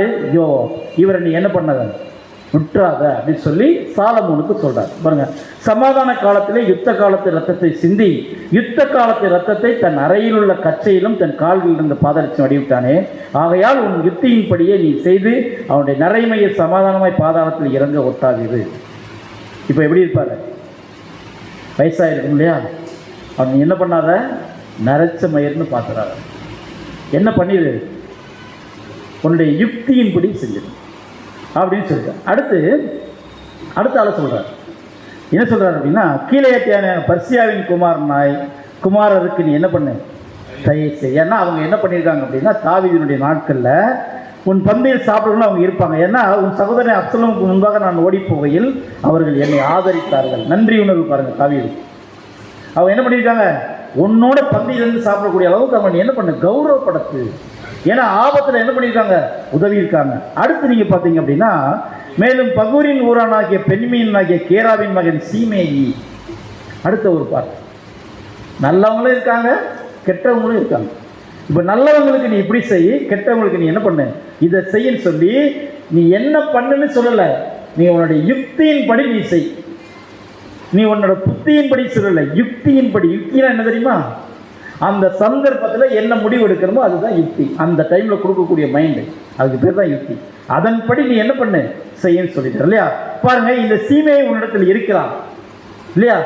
என்ன பண்ணியிருக்கான்னு சொல்லி நாம் பார்க்கும்போது, நான் மக்னாயிமுக்கு போகிற நாளிலே அவன் என்னை கொடிய தூசணமாய் தூசித்தான். ஆனாலும் அவன் யோர்தானில் எனக்கு எதிர்கொண்டு கொண்டு வந்தபடியினால் நான் உன்னை பட்டயத்தாலே கொன்று போடுவதில்லை என்று கர்த்தர் தான் அவனுக்கு ஆணையிட்டு நான் என்ன பண்ணியிருக்கேன், கொடுத்துருக்கேன். அவனை நீ என்ன பண்ணக்கூடாது, கொல்லக்கூடாது. ஆனால் ஒரு கண்டிஷன், அந்த கண்டிஷனுக்கு உட்பட்டு இருந்தால் நீ என்ன பண்ணலாம், விட்டுலாம். அதுதான் அவரே சொல்லிடுவார். யாருன்னா சாலமோன் சொல்லுவார். ஆகிலும் நீ அவனை குற்றமற்றவன் என்று நீ என்ன பண்ணாத, என்னாத. ஏன்னா மற்றவனுக்கு முன்னாடி ரொம்ப கொடிய தூசணத்தினால பேசுறதை வந்து தேவன் அனுமதிக்கிறது இல்லை. அதுதாங்க சொல்றாரு. அடுத்து பார்த்தீங்கன்னா, நீ புத்திமான், அவனுடைய நரைமயிர் ரத்தத்தில் உண்டான பாதாளத்தில் இறங்க பண்ண நீ அவனுக்கு செய்ய வேண்டியதை அறிவாய் என்றான். உன்னோட யோசனைப்படியே நீ செய், நான் சொல்ல மாட்டேன் அப்படிங்கிற மாதிரி சொல்லிட்டு. அடுத்து தாவீது தன் பிதாக்களுடைய நித்திரை அடைந்து தாவீதின் நகரத்தில் என்ன செய்யப்பட்டார், அடக்கம் பண்ணப்பட்டார். இப்போ யார் யாரை பற்றி பேசியிருக்கிறாரு, மோவாபை பற்றி பேசியிருக்கிறாரு. அடுத்து நீங்கள் பார்த்தீங்க அப்படின்னா, கீழேத்தின பர்சிலாவின் குமாரரை பற்றி பேசியிருக்கிறாரு. பெண்ணிமையின் சீமையை பற்றி பேசியிருக்காரு இல்லையா? அடுத்து பாருங்க 11ஆம் வசனத்தில், தாவீது இஸ்ரேலை அரசாண்ட நாட்களில் 40 வருஷம், அவன் எப்ரோனில் 7 வருஷமும் எருசலேமில் 33 வருஷமும் அரசாண்டான். சாலமோன் தன் தகப்பனாகிய தாவீதுடைய சிங்காசனத்தில் வைத்திருந்தான், அவர் ராஜ்யபாரம் மிகவும் விஸ்தரிக்கப்பட்டது அப்படின்னு சொல்லிட்டு சொல்கிறான். இப்போ என்னன்னு சொல்லி நம்ம பார்க்கும்போது இப்போ தான் முக்கியமான இன்னொரு கேரக்டர் அதோனியா அப்படின்னு ஒரு கேரக்டர். இந்த அதோனியா என்ன பண்ணிட்டார் அப்படின்னா வந்து பத்சேபாள்கிட்ட அந்த கடைசி நாட்களில் தாவீதுக்கு ஒருத்தவங்க ஹெல்ப் பண்ணுவாங்க. அவங்க பேர் என்ன பேர்? அவங்க பத்சேபாள்கிட்ட என்ன கேட்டப்போ வந்த உடனே கொஞ்சம் சமாதானத்துக்கு தான் வர்றியா நீ, இல்லை ஏதாவது பிரச்சனையோட வர்றியான்னு பத்சேபாள் கேட்குறாங்க. அப்போ நான் சமாதானத்தோட வந்திருக்கேன்னு சொல்லி ஒரு காரியத்தை சொல்கிறேன் இல்லையா. ராஜ்யம் என்னுடையதாக இருந்தது என்றும் நான் அரசாள்வதற்கு இஸ்ரேல் எல்லாரும் என்பதில் நோக்கமாக இருந்தார்கள் என்றும் நீர் அறிவீர். ஆனாலும் ராஜ்யபாரம் என்னை விட்டு தாண்டி என் சகோதரனுக்கு ஆயிற்று, கர்த்தரால் அவருக்கு கிடைத்தது. இவங்க மக்கள்கிட்ட ஒரு குரூப்பை ஏற்படுத்தி வச்சுட்டு எனக்கு சாதகமாக இருக்குன்னு நினச்சிட்டு இருந்தாங்க. ஆனால் தாவீது தேவன் வழியாக அந்த வம்சத்தில் என்ன பண்ணியிருக்காரு, சாலமோனுக்கு கொடுத்த பத்சேபாள் வம்சத்திலிருந்து கொடுத்துட்டார். இப்போ இதைத்தான் சொல்கிறார். இது சொன்னோன்னே என் சகோதரருக்கு ஆயிட்டு கர்த்தரால் அவருக்கு கிடைத்ததுன்னு சொல்லிட்டு ஒரு காரியத்தை சொல்லும்போது, இப்பொழுது நான் உங்களிடத்து ஒரு மன்றாட்டை கேட்கிறேன். பத்சேபாள்கிட்ட பேசிகிட்டு இருக்கும்போது என்ன சொல்லிப்போ, அதை உனக்கு மறுக்க வேண்டாம் என்றான். அப்பொழுது அவன், ராஜாவாகிய சாலமோன் உன்னுடைய சொல்லை மறுப்பதில்லை, சூனேம் ஊராளாகிய அபிஷாகை எனக்கு விவாகம் பண்ணி கொடுத்து அவரோட பேசும்படி நான் வேண்டுகிறேன்னு சொல்லி இந்த ஒரு காரியத்தை சொல்கிறார். இதை போய் பத்சேபாள் சாலமோன்கிட்ட சொல்லும்போது அங்கே என்ன நடந்துன்னு சொல்லி நம்ம பார்க்கலாம். அன்புக்குரியவர்களே, ரொம்ப முக்கியமான ஒரு காரியம் இல்லையா. பாருங்கள் எப்படின்னு சொல்லி நம்ம பார்க்கும்போது சீமைக்கான காரியத்தை முதல்ல பார்க்கணும். சீமைக்கு எப்படிப்பட்ட நியாய தீர்ப்பு கொடுத்துருக்காருன்னு சொல்லி நம்ம பார்க்கணும். இப்போ படிக்கலாம். 39ஆம் வசனம் படிக்கலாம். 1 ராஜாக்கள் 1ஆம் அதிகாரம் 39ஆம் வசனம். 3 வருஷம் சென்றபோது சீமையின் வேலைக்காரர் 2 பேர் மாக்காவின் குமாரனாகிய ஆகிஸ் என்னும் காட்டின் ராஜனிடத்துக்கு ஓடி போனார்கள். உன் வேலைக்காரர் காட்டூரில் இருக்கிறார்கள் என்று சீமைக்கு அறிவித்தார்கள். இதை சொன்ன உடனே சீமை எழுந்து என்ன பண்ணிட்டார், தன் கண்ணில் சேனம் வைத்து தன் வேலைக்காரர் கொடுத்து என்ன பண்ணிட்டார், அந்த இடத்தை விட்டு போயிட்டார். இதுக்கு முன்னாடி தான் சொல்லியிருப்பாரு பாருங்க. 36ஆம் வசனத்தில், பின்பு ராஜா சீமையை அழைப்பித்து அவனை நோக்கி, நீ எருசலேமில் இருந்து உனக்கு ஒரு வீட்டை கட்டி அங்கே இருந்து எங்கேயாவது வெளியே போகாமல் அங்கே தான் குடியிருக்க வேண்டும் அப்படின்னு ஒரு கட்டளை. வெளியே போனால் என்ன ஆயிடுச்சு, இப்போ மரணத்துக்குள்ள அவர் என்ன பண்ணினா போயிட்டு இல்லையா. பாருங்க, அப்பொழுது சீமையை இருந்து கல்வி சேனை வச்சு போயிட்டார். சீமையை எருசலேம் இருந்து காத்தூருக்கு போய் திரும்பி வந்தான் என்று சாலமோனுக்கு என்ன செய்யப்பட்டாச்சு, சொல்லப்பட்டார். சொன்னோன்னே சொல்லி நாம் பார்க்கும்போது சீமையை அழைப்பித்து வெளியே புறப்பட்டு எங்கேயாவது போகிறனால சாகவே சாவா என்பதை நிச்சயமாக அறிந்து கொள் என்று நான் உனக்கு கர்த்தர் மேல் ஆணையிட்டு நான் உனக்கு சொல்லலையா, நீ இப்படி போனது என்னன்னு சொல்லி கேட்டு பாருங்கள். திட சாட்சி இருக்குது, நீ இப்படி போயிட்டு வந்ததுக்கு திடமான சாட்சின்னு சொல்லி, நான் கேட்ட வார்த்தை நல்லதென்று சொல்லவில்லையா, நீ கர்த்தரின் ஆணையும் நான் உனக்கு கற்பித்த கட்டளையும் கை கொள்ளாமல் போனது என்ன என்று கேட்கும்போது ராஜா சீமையை பார்த்து, நீ என் தகப்பனாய் தாவீதுக்கு செய்ததும் உன் மனதிற்கு தெரிந்திருக்கிறதுமான எல்லா பொல்லாப்பையும் நீ அறிந்திருக்கிற, ஆகையால் கர்த்தர் உன் பொல்லாப்பை உன் தலைமையில் திரும்ப. ஒருவேளை அங்கே இருந்திருந்தால் என்ன இருக்கும், சீமை பண்ண தப்பெல்லாம் மன்னிக்கப்பட்டிருக்கும், ஜீவன் தப்பியிருக்கும். ஆனால் இங்கே ஏதாச்சும் சொல்லி பார்க்கும்போது ராஜாவாகிய சாலமோனோ ஆசீர்வதிக்கப்பட்டவனாக இருந்தான் இல்லையா. தாவீதின் சிங்காசனம் என்றென்றைக்கும் கர்த்தருக்கு முன்பாக உறுதியாக இருக்கும் என்று சொல்லி ராஜா யோய்தாவின் குமாரனாகிய பெனாயாவுக்கு கட்டளை கொடுத்தார். அதை செய்யலை அவர். பெனாயாவுக்கு கட்டளை கொடுத்து போய் சீமை என்ன பண்ணிடு இல்லையா, சீமையை பெனாயாவுடைய கையில் அவன் மேல் விழுந்து அவனை கொன்று போட்டான். ராஜ்யபாரம் சாலமோனின் கையில் என்னாச்சு, சிறப்பட்டுச்சுன்னு சொல்லி நம்ம. சரி, இந்த 2வது அதிகாரத்துக்கும் நம்ம இப்போ பார்த்த சம்பவத்துக்கும் என்ன சம்பந்தம் அப்படின்னு என்ன பண்ணணும் இப்போ நம்ம பார்க்கணும் இல்லையா. பார்க்கும்போது அன்புக்குரியவர்களே, இப்போ மரண தீர்ப்பு நமக்கு வருது அப்படின்னா நம்ம யார்கிட்ட அடைக்கலமாக ஓடிப்போன்னு சொல்லி நம்ம பார்க்கும்போது, எப்படி பழைய ஏற்பாட்டு காலத்தில் அடைக்கலப்பட்டினத்தில், அதாவது பலிப்பீடத்தின் கொம்புகளை பிடித்தாங்க, அடைக்கலப்பட்டினத்துக்கு ஓடி போனாங்க.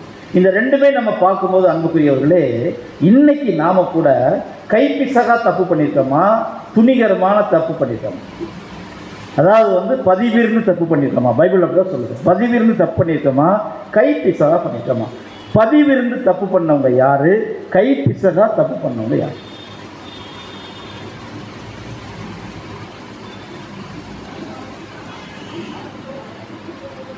கைப்பிசகா தப்பு பண்ணது யார் அப்படின்னா ஆதாமின் பிள்ளைகளாகிய நம்ம.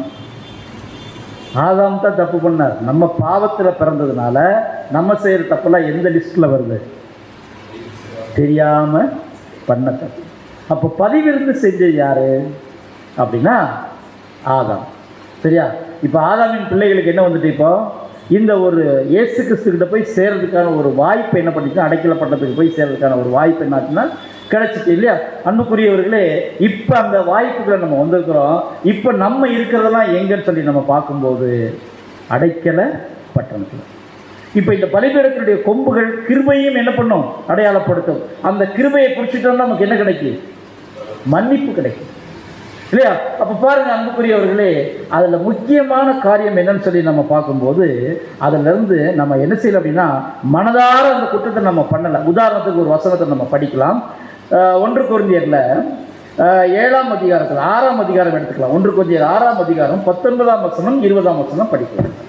1 கொரிந்தியர் 6ஆம் அதிகாரம் 19 முதல், உங்கள் சரீரமானது நீங்கள் தேவனாலே பெற்றும் உங்களில் தங்கியும் இருக்கிற பரிசுத்த ஆவியினுடைய ஆலயமாய் இருக்கிறது என்று நீங்கள் உங்களுடையவர்கள் அல்ல என்று அறியீர்களா? நீங்கள் உங்களுடைய அல்லவர்கள் என்று அறியீர்களா? அடுத்து, கிரயத்துக்கு கொல்லப்பட்டீர்களே, ஆகையால் தேவனுக்கு உடையவர்களாகிய உங்கள் சரீரத்தினாலும் உங்கள் ஆவியினாலும் தேவனை மகிமைப்படுத்துங்கள். கிரயத்துக்கு கொல்லப்பட்டிருக்கிறீர்களே சொல்லிட்டு இடத்துல என்ன சொல்றாரு? மீண்டும் இந்த 2வது கடைசி வசனத்தை படிங்க.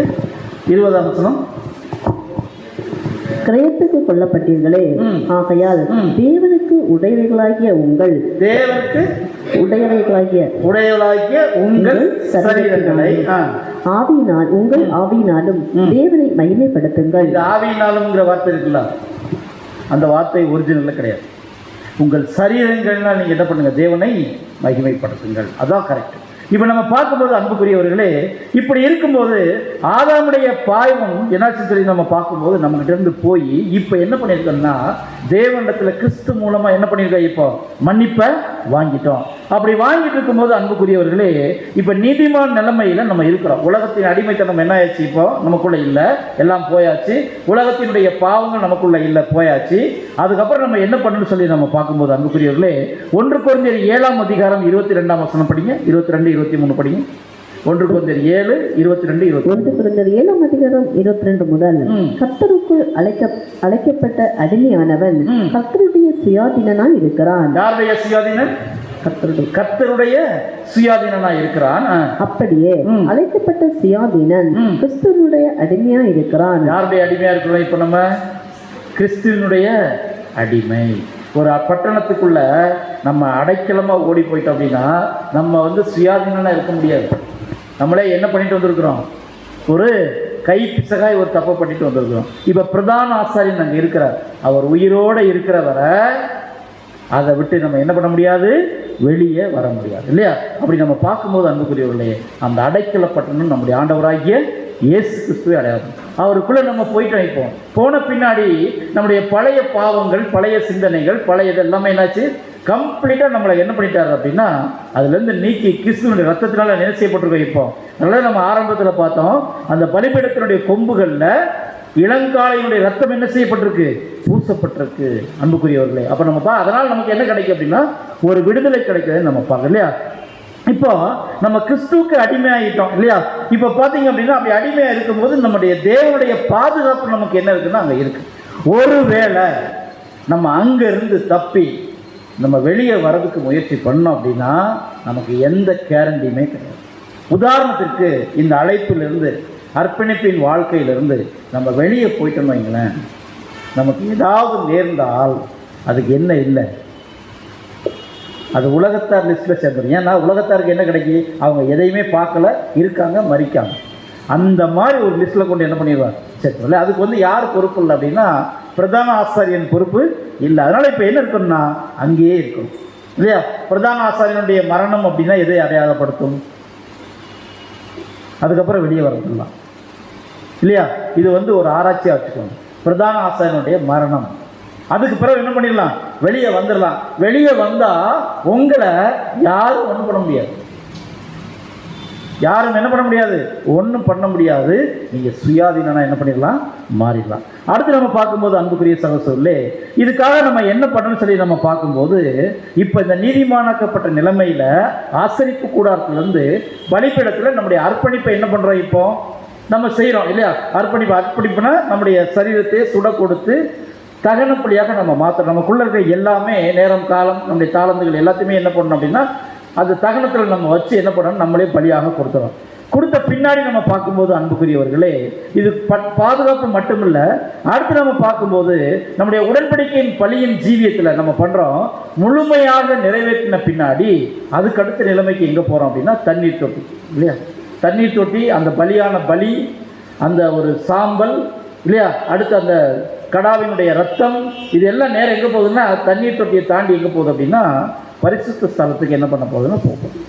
இப்போ இளங்காளையினுடைய ரத்தம் எடுத்துட்டு பிரதான ஆசாரியன் உடன்படிக்கை பட்டிக்கு போவார், வருஷத்துக்கு ஒரு பாவ நிவாரண படி அன்னைக்கு.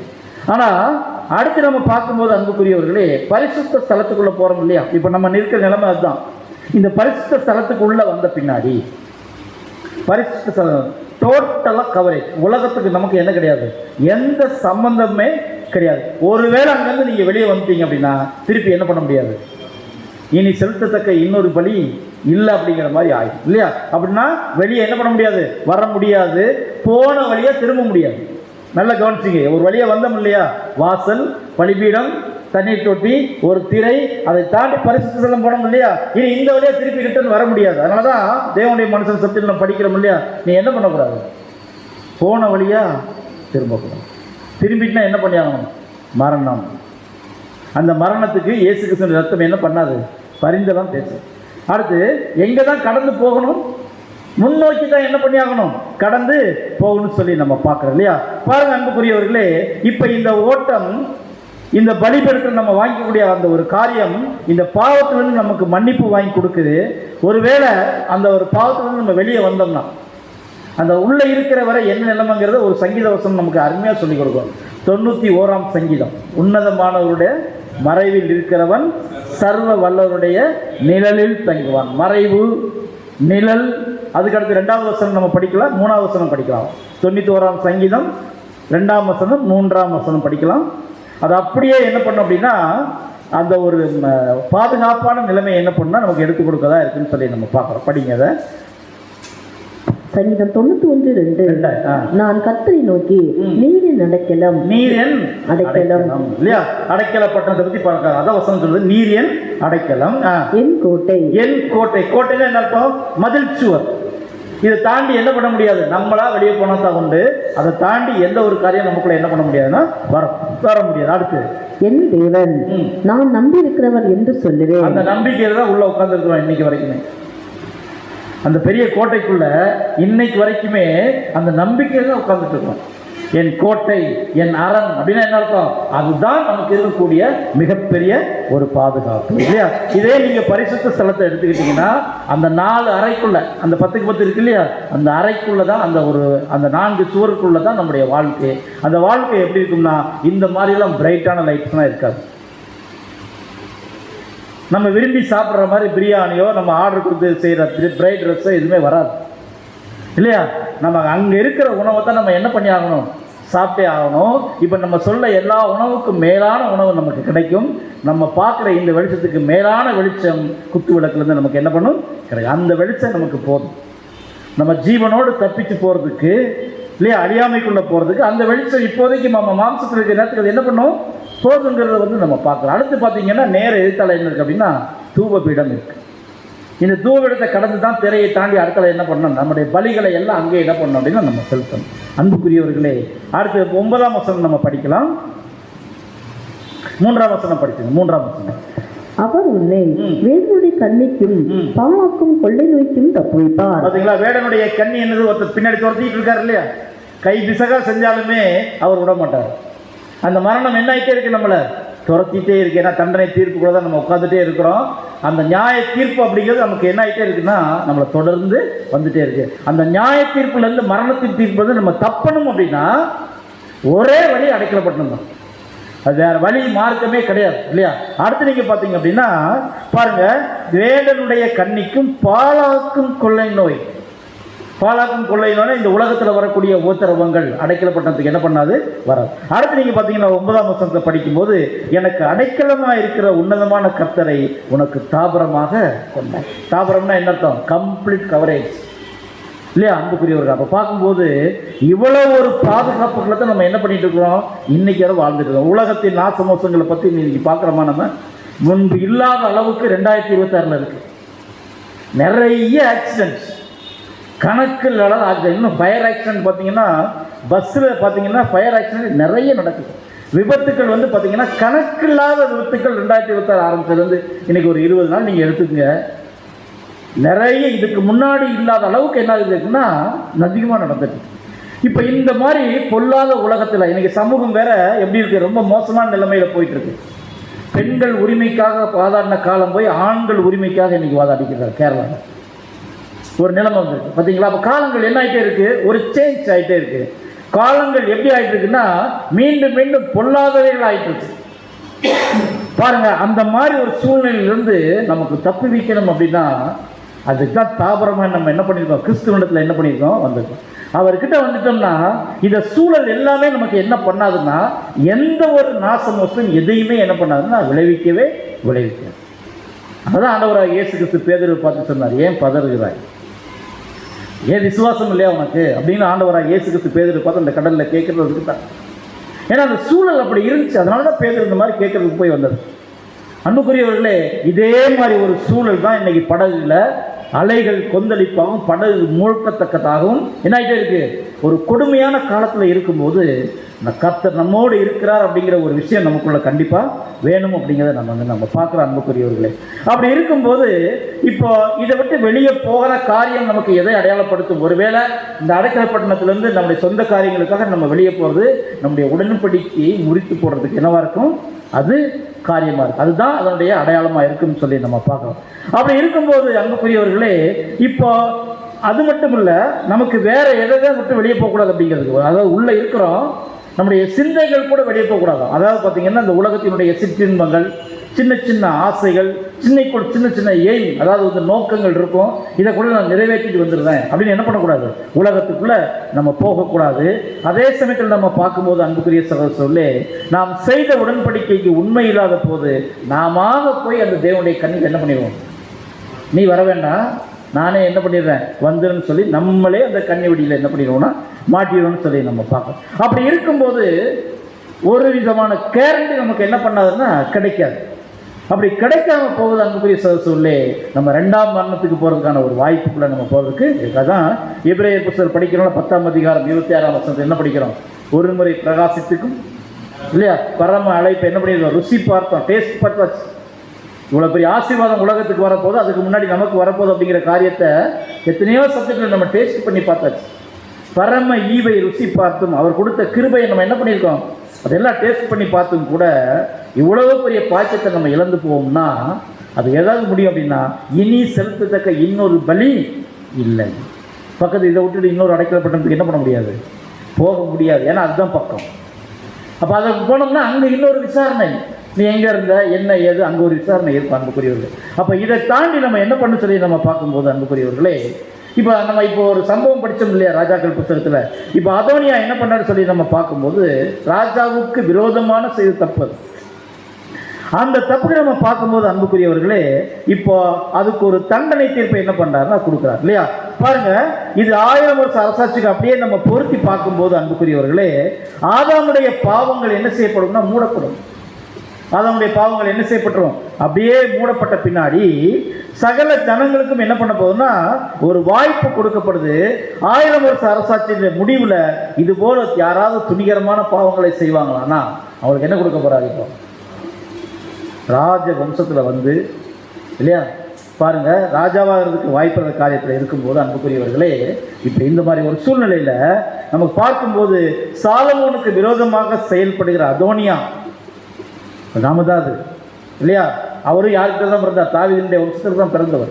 அப்போ சாலமோனுக்கு விரோதமாக கர்த்தராகிய இயேசு கிறிஸ்து 2ஆம் வருகையில் வந்திருக்கும் போது ராஜ்யத்தில் இருக்கிறோம் அப்படின்னு விசுவாசிக்கிற நம்ம அந்த சுவிசேஷத்திற்கும் அந்த பெற்றுக்கொண்ட சத்தியத்துக்கும் விரோதமாக, கர்த்தருக்கு விரோதமாக நம்ம நடந்தோம்னா நமக்கு கூட என்ன கிடைக்க வாய்ப்பு இருக்கும் இல்லையா, 2ஆம் மரணத்துக்கு போகக்கூடிய வாய்ப்பு அங்கே இருக்கிறது சொல்லி நம்ம பார்க்கணும். அன்புக்குரியவர்களே, இப்போ அதோனியா சில சமயத்தில் நம்ம படித்தோம்னா தெரியாமல் செஞ்சு தவறு மாதிரி இருக்கும். ஆனால் பார்க்கும்போது அன்புக்குரியவர்களே கொஞ்சம் லேசாக எடுத்துக்கொள்ளப்பட்டது. அப்புறம் பார்த்தீங்கன்னா பலிபீடத்தில் கொம்பை போய் பிடிக்கிறார். அது முதல் செய்த தவறு நம்ம பார்க்கும்போது அன்புக்குரியவர்களே, நாமளும் அதே மாதிரி பலிபீடத்தினுடைய கொம்புகளை ஒரு காலத்தில் பிடிச்சோம். பிடிச்சி அதோடு நிற்கலை, அங்கே பலி செலுத்தின பின்னாடி அடுத்த ஸ்டேஜுக்கு கடந்து போனோம். இந்த வாய்ப்பு இவங்களுக்கு என்ன பண்ணல, அங்கே கிடைக்கலன்னு சொல்லி நம்ம பார்க்குறோம் இல்லையா.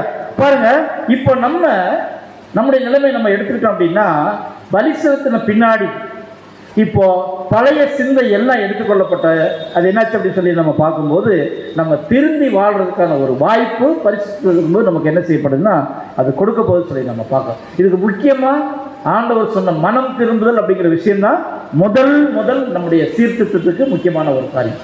பழைய வாழ்க்கையிலேருந்து அப்படியே என்ன பண்ணுறதுன்னா அப்டேட் ஆகி அந்த சிந்தை எதுவுமே இல்லாமல் புதிதான கிறிஸ்துவ சிந்தைக்கு கொஞ்சமாக நம்மளை என்ன பண்ணிகிட்டே இருக்கிறது, சேஞ்ச் பண்ணிட்டு, ஒரே நாளில் இல்லை, டக்குலாம் மாறாது, கொஞ்சமாக சேஞ்ச் ஆகிட்டே இருக்கும். அப்படி சேஞ்ச் ஆகிருக்கிற காலங்கள் தான் நமக்கு சவாலான காலம். எப்படின்னா சவாலான காலம் எப்படின்னா, அப்படி சேஞ்ச் ஆகிட்டு இருக்கும்போதே சில இடர்கள் வரும், சில தோய்மானங்கள் வரும், ஓட முடியாத சில சந்தர்ப்பம் வரும் இல்லையா. அப்படி சந்தர்ப்பத்தில் எல்லாம் நம்ம கொஞ்சம் பின்தங்கி பைபிள் படிக்கிற, தேவனுக்கு அதிகமாக ஜெபம் பண்ணலை, அதுக்கப்புறம் சத்தியங்கள் அதை படிக்கிற, 7ஆம் தூதனுடைய எழுத்துக்கள் நம்ம படிக்கிற, சபை கூடுகளை நம்ம கொஞ்சம் புறக்கணிக்கிறோம். அப்படிங்க வரும்போது கொஞ்சம் தேய்மானம் வந்து என்ன ஆயிரும்னா கொஞ்சமாக நம்மளை பழைய நிலைமைக்கு கொண்டு போயிடும். இதுதான் நமக்கு முன்னாடி இருக்கக்கூடிய இன்னைக்கு சவாலான விஷயமே. என்ன அப்படின்னா, இந்த நிலைமையிலிருந்து அப்கிரேட் ஆகி மீண்டும் என்ன பண்ணிகிட்டே இருக்கணும், போயிட்டு இருக்கிற தவிர நம்மை சுற்றி நமக்குள்ள என்ன சம்பவம் நடந்தாலும், அது எப்படிப்பட்ட காரியமாக இருந்தாலும் சரி, பிடிச்சபடி என்ன பண்ணக்கூடாது, விட்டுறதே. உடும்பு பிடின்னு சொல்லுவாங்க இல்லையா, அது நமக்கு தான் பொருந்தும். இதிலே தான் இருக்கணும் இல்லையா. அன்புக்குரியவர்களே, அப்படி பார்க்கும்போது பாருங்க, இந்த அதோனியா உயிரோடு இருக்கலாம், ஆனால் என்ன பண்ணுறான்னு சொல்லி நான் பார்க்கும்போது, அவர் துணிகரமாக செஞ்ச தவறுனால இந்த இடத்தில் அவர் மறுபடியும் என்ன பண்ணுறான்னு சொல்லி நான் பார்க்கும்போது கொல்லப்படுகிறார். ஏன்னா இது தெரிஞ்சே செஞ்ச தப்பு. அதனால் என்ன பண்ணுறாருன்னா சாலமோன் என்ன பண்ணிடுறாருன்னா கொண்டு போட்டுறாரு. இப்போ அதுக்கு இடத்துல நம்ம பார்க்கும்போது கர்த்தருக்கு விரோதமாக அந்த பலிபீடத்தினுடைய கிறிஸ்துவிட போய் சேர்ந்தாலும் கூட துணிகரமாக தப்பு பண்ணிட்டாங்கன்னா அங்கே என்ன பண்ணா சொல்லி நம்ம பார்க்கும்போது, அன்புக்குரியவர்களே இல்லையா, நம்ம துணிகரமான தப்பு செஞ்சால் நமக்கு தண்டனை என்ன இருக்குது, கண்டிப்பாக இருக்குது. அதே சமயத்தில் நம்ம பார்க்கும்போது யோவாப்பை நம்ம பார்த்தோம்னா தாவீதே சொல்லிட்டாரு, சமாதான காலத்திலே யுத்த காலத்து ரத்தத்தை என்ன பண்ணவர், சிந்தினவர். இந்த சமாதான காலம் எது தெரியுமா, ராஜ்யத்தினுடைய ஆரம்ப பகுதியில் சமாதான காலத்தை தேவன் என்ன பண்ணுறாருன்னா கிறிஸ்துவ கொண்டு ஆரம்பிக்கிறார். இப்போ யார் சபைக்குள்ளே உட்கார்ந்து யுத்தம் பண்ணிட்டு இருக்கிறாங்களோ, யுத்தம் செஞ்சு ரத்தம் சிந்துவதற்கு காரணமாக இருக்கிற, ரத்தம்னா ரத்தம் சிந்துறதில்லை இல்லையா, காரணமாக இருக்கிறாங்களோ அவங்களாம் எங்கே போவாங்களாமா இல்லையா. வந்திருக்கிற ராஜாவை என்ன பண்ண போகிறதில்ல, மதிக்க போகிறதே கிடையாது, அவருடைய வார்த்தையை மதிக்க போகிறதில்லை. நம்ம கிறிஸ்துவனுடைய ராஜ்யத்தில் இருக்கோம், அவருடைய ஆளுகைக்கு கீழே இருக்கும் அப்படிங்கிற உணர்வு என்ன பண்ணலை, இல்லை. அதே தான் நம்ம இப்போ பார்த்தா அதோனியா, தாவீது இருக்கும்போதே என்ன பண்ணிட்டார், அங்கே போய் இல்லையா, தனக்கு சாதகமான ஆட்களை வச்சு அங்கே ஒரு விருந்து பண்ணிட்டு, அந்த விருந்து இருக்கும் போதே அந்த தகவல் வந்து என்னாச்சு அப்படின்னா, தாவீது சாலமோனை என்ன பண்ணிட்டார் அப்படின்னா ராஜபாரத்தில் ஏற்றிட்டார்.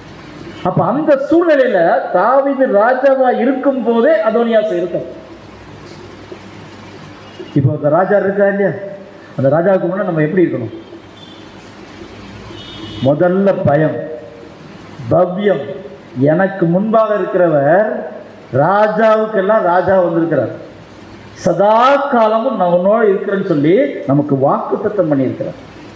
இந்த பயம் நமக்கு இருந்தால் மட்டுமே தான் சபையில் துணிகரமான பாவத்தை நம்ம என்ன பண்ண மாட்டோம், அதுக்காக செய்ய மாட்டோம்னு சொல்லி நம்ம பார்க்கணும் இல்லையா. பாருங்க, இப்போ யோவாப் அந்த மாதிரி ஒரு தண்டனைக்குள்ள போனார்.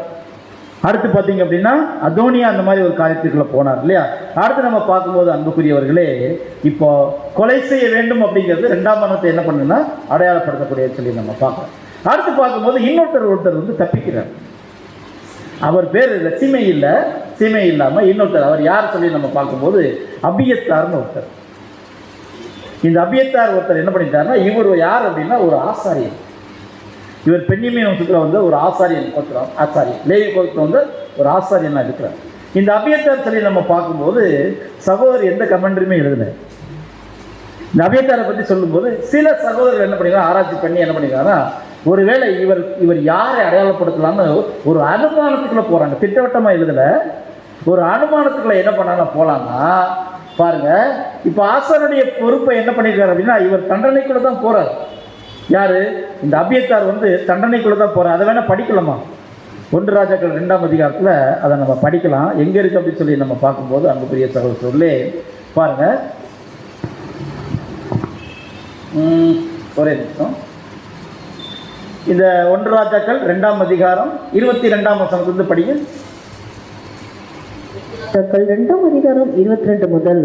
ராஜாவாகிய சாலமோன் தன் தாயாருக்கு பிரதித்திரமாக. இப்போ இந்த விஷயத்தை குறித்து பத்சேபாள் வந்து யார்கிட்ட கேட்க போறாங்க? யாருன்னா அமாசாவை கல்யாணம் பண்ற, அந்த அவங்க பேர் என்ன பேரு, அவங்கள கல்யாணம் பண்றதுக்காக கேட்க போறாங்க. அபிஷாவை கல்யாணம் பண்றதுக்காக கேட்க போறாங்க. அப்படி கேட்க போற டைம்ல சாலமோன் சொல்ற பதில் பாருங்க. 3 பேர் அங்க வந்து குறிப்பிடுறார். பாருங்க, படிங்க. நீ சூனே முரலாகிய அபிசாகை அதோனியாவுக்கு கேட்பானேன், அப்படியானால் ராஜ்யபாரத்தையும் அவனுக்கு கேளும். அதோனியாவுக்கு என்ன பண்ணிடலாம்? ராஜ்யபாரத்தை அதுக்கு கொடுத்துடலாமே இல்லையா? அடுத்து, அவன் எனக்கு மூத்த சகோதரன், அவனுக்கும் ஆசாரியனாகிய அபியத்தாருக்கும் செரியாவின் குமாரன் யோவாபுக்குமே அதை கேளும் என்றார். இந்த இடத்துல பாத்தீங்கன்னா ஆசாரியனாகிய அபியத்தாருக்கும் அந்த லிஸ்ட்ல யாரு வராங்க? இவரும் கொல்லப்பட வேண்டிய லிஸ்ட்ல வராரு. யாரு? இந்த அபியத்தார் இல்லையா? பாருங்க, சிரியாவின் குமாரன் யோவாபுக்கு அதை கேளுங்க. இது ரொம்ப பச்சைபாளுடைய மனசை என்ன பண்ணிருக்கும் இந்த வார்த்தை. யோவாபை கொல்லணும்னு சொல்லி சாலமோனுக்கு தாவீது சொல்லி இருக்கும் போது அதை கூட நீங்க கேளுங்க அப்படிங்கிற மாதிரி இருக்குன்னு சொல்லுங்க. பின்பு சாலமோன் ராஜா அதோனியா இந்த வார்த்தையை தன் பிராணனுக்கு சேதமாக சொல்லாதிருந்தால் தேவன் அதற்கு சரியாகவும் அதற்கு அதிகமாகவும் அவனுக்கு செய்யக்கடவர் என்று கர்த்தர் மேல் ஆணையிட்டு, இப்போதும் இன்றைக்கு அதோனியா கொலையுண்டான் என்று என்னை திடப்படுத்தினவரும் என்னை என் தகப்பனாகிய தாவீதின் சிங்காசனத்தில் வீட்டிற்கு பண்ணி தாம் சொன்னபடி எனக்கு வீட்டை கட்டுவித்தருமாகிய கர்த்தருடைய ஜீவனை கொண்டு சொல்கிறேன் என்று சொல்லி. பார்த்தீங்களா? அப்போ பார்க்கும்போது அன்புக்குரிய சகோதரர்களே, இப்போ யோய்தாவின் குமாரன் பெனாயா என்ன பண்ணுறாரு? இப்போ கட்டளை கொடுத்து அனுப்பி அவன் மேல் விழுந்து அவனை என்ன பண்ணுறாருன்னா கொண்டு போட்டான். இப்போ இந்த அபியத்தார் வந்து காப்பாற்றப்படுவார். இந்த அபியத்தார் என்ன பண்ணிட்டாங்க? காப்பாற்றப்பட்டுட்டார். இந்த அபியத்தாருக்கு பற்றி யாருன்னு சொல்லி நம்ம பார்க்கும்போது ஒரு அனுமானமாக சொல்கிறாங்க. தண்டனை தீர்ப்புக்குள்ள வந்து அவங்க என்ன பண்ணிட்டாங்க? காப்பாற்றப்பட்டாங்க. துணிகரமாக தாப்பு பண்ணவங்க இந்த யோவாப் இந்த மாதிரி காரியம் அவங்க என்ன பண்ணாங்க? மரண தண்டனைக்குள்ள போட்டாங்க. அபியத்தார் என்ன பண்ணியிருக்காங்க? காப்பாற்றப்பட்டாங்க. ஒருவேளை இந்த ஆசாரிய வாய்ப்பு மட்டும் செய்யக்கூடாதுன்ட்டார். எப்படி சொல்லிட்டார் சரி நம்ம பார்க்கும்போது அப்படியே 27ஆம் வசனம் படிங்க. அப்படியே கர்த்தர் சீலோவிலே ஏலியின் வீட்டாரை குறித்து சொன்ன வார்த்தையை நிறைவேற்றும்படியாக சாலமோன் அபியத்தாரை கர்த்தருடைய ஆசாரியனாய் இராதபடிக்கு தள்ளி போட்டான். தண்டனை தான். ஆனா ஆசாரியன் அந்த வகையில என்ன பண்ணல அப்படின்னா கொல். அவர் ஆசாரியன் அப்படிங்கிறதுனால தேவனுடைய ஊழியத்தை செஞ்சதுனால என்ன பண்ணல? கொல்லாம தண்டனை அப்படின்னா நீ ஆசாரிய ஊழியம் என்ன பண்ணக்கூடாது? செய்ய. மரண தண்டனை இல்லை. ஆனா ஒரு விஷயத்திலிருந்து விளக்கப்பட்டான்.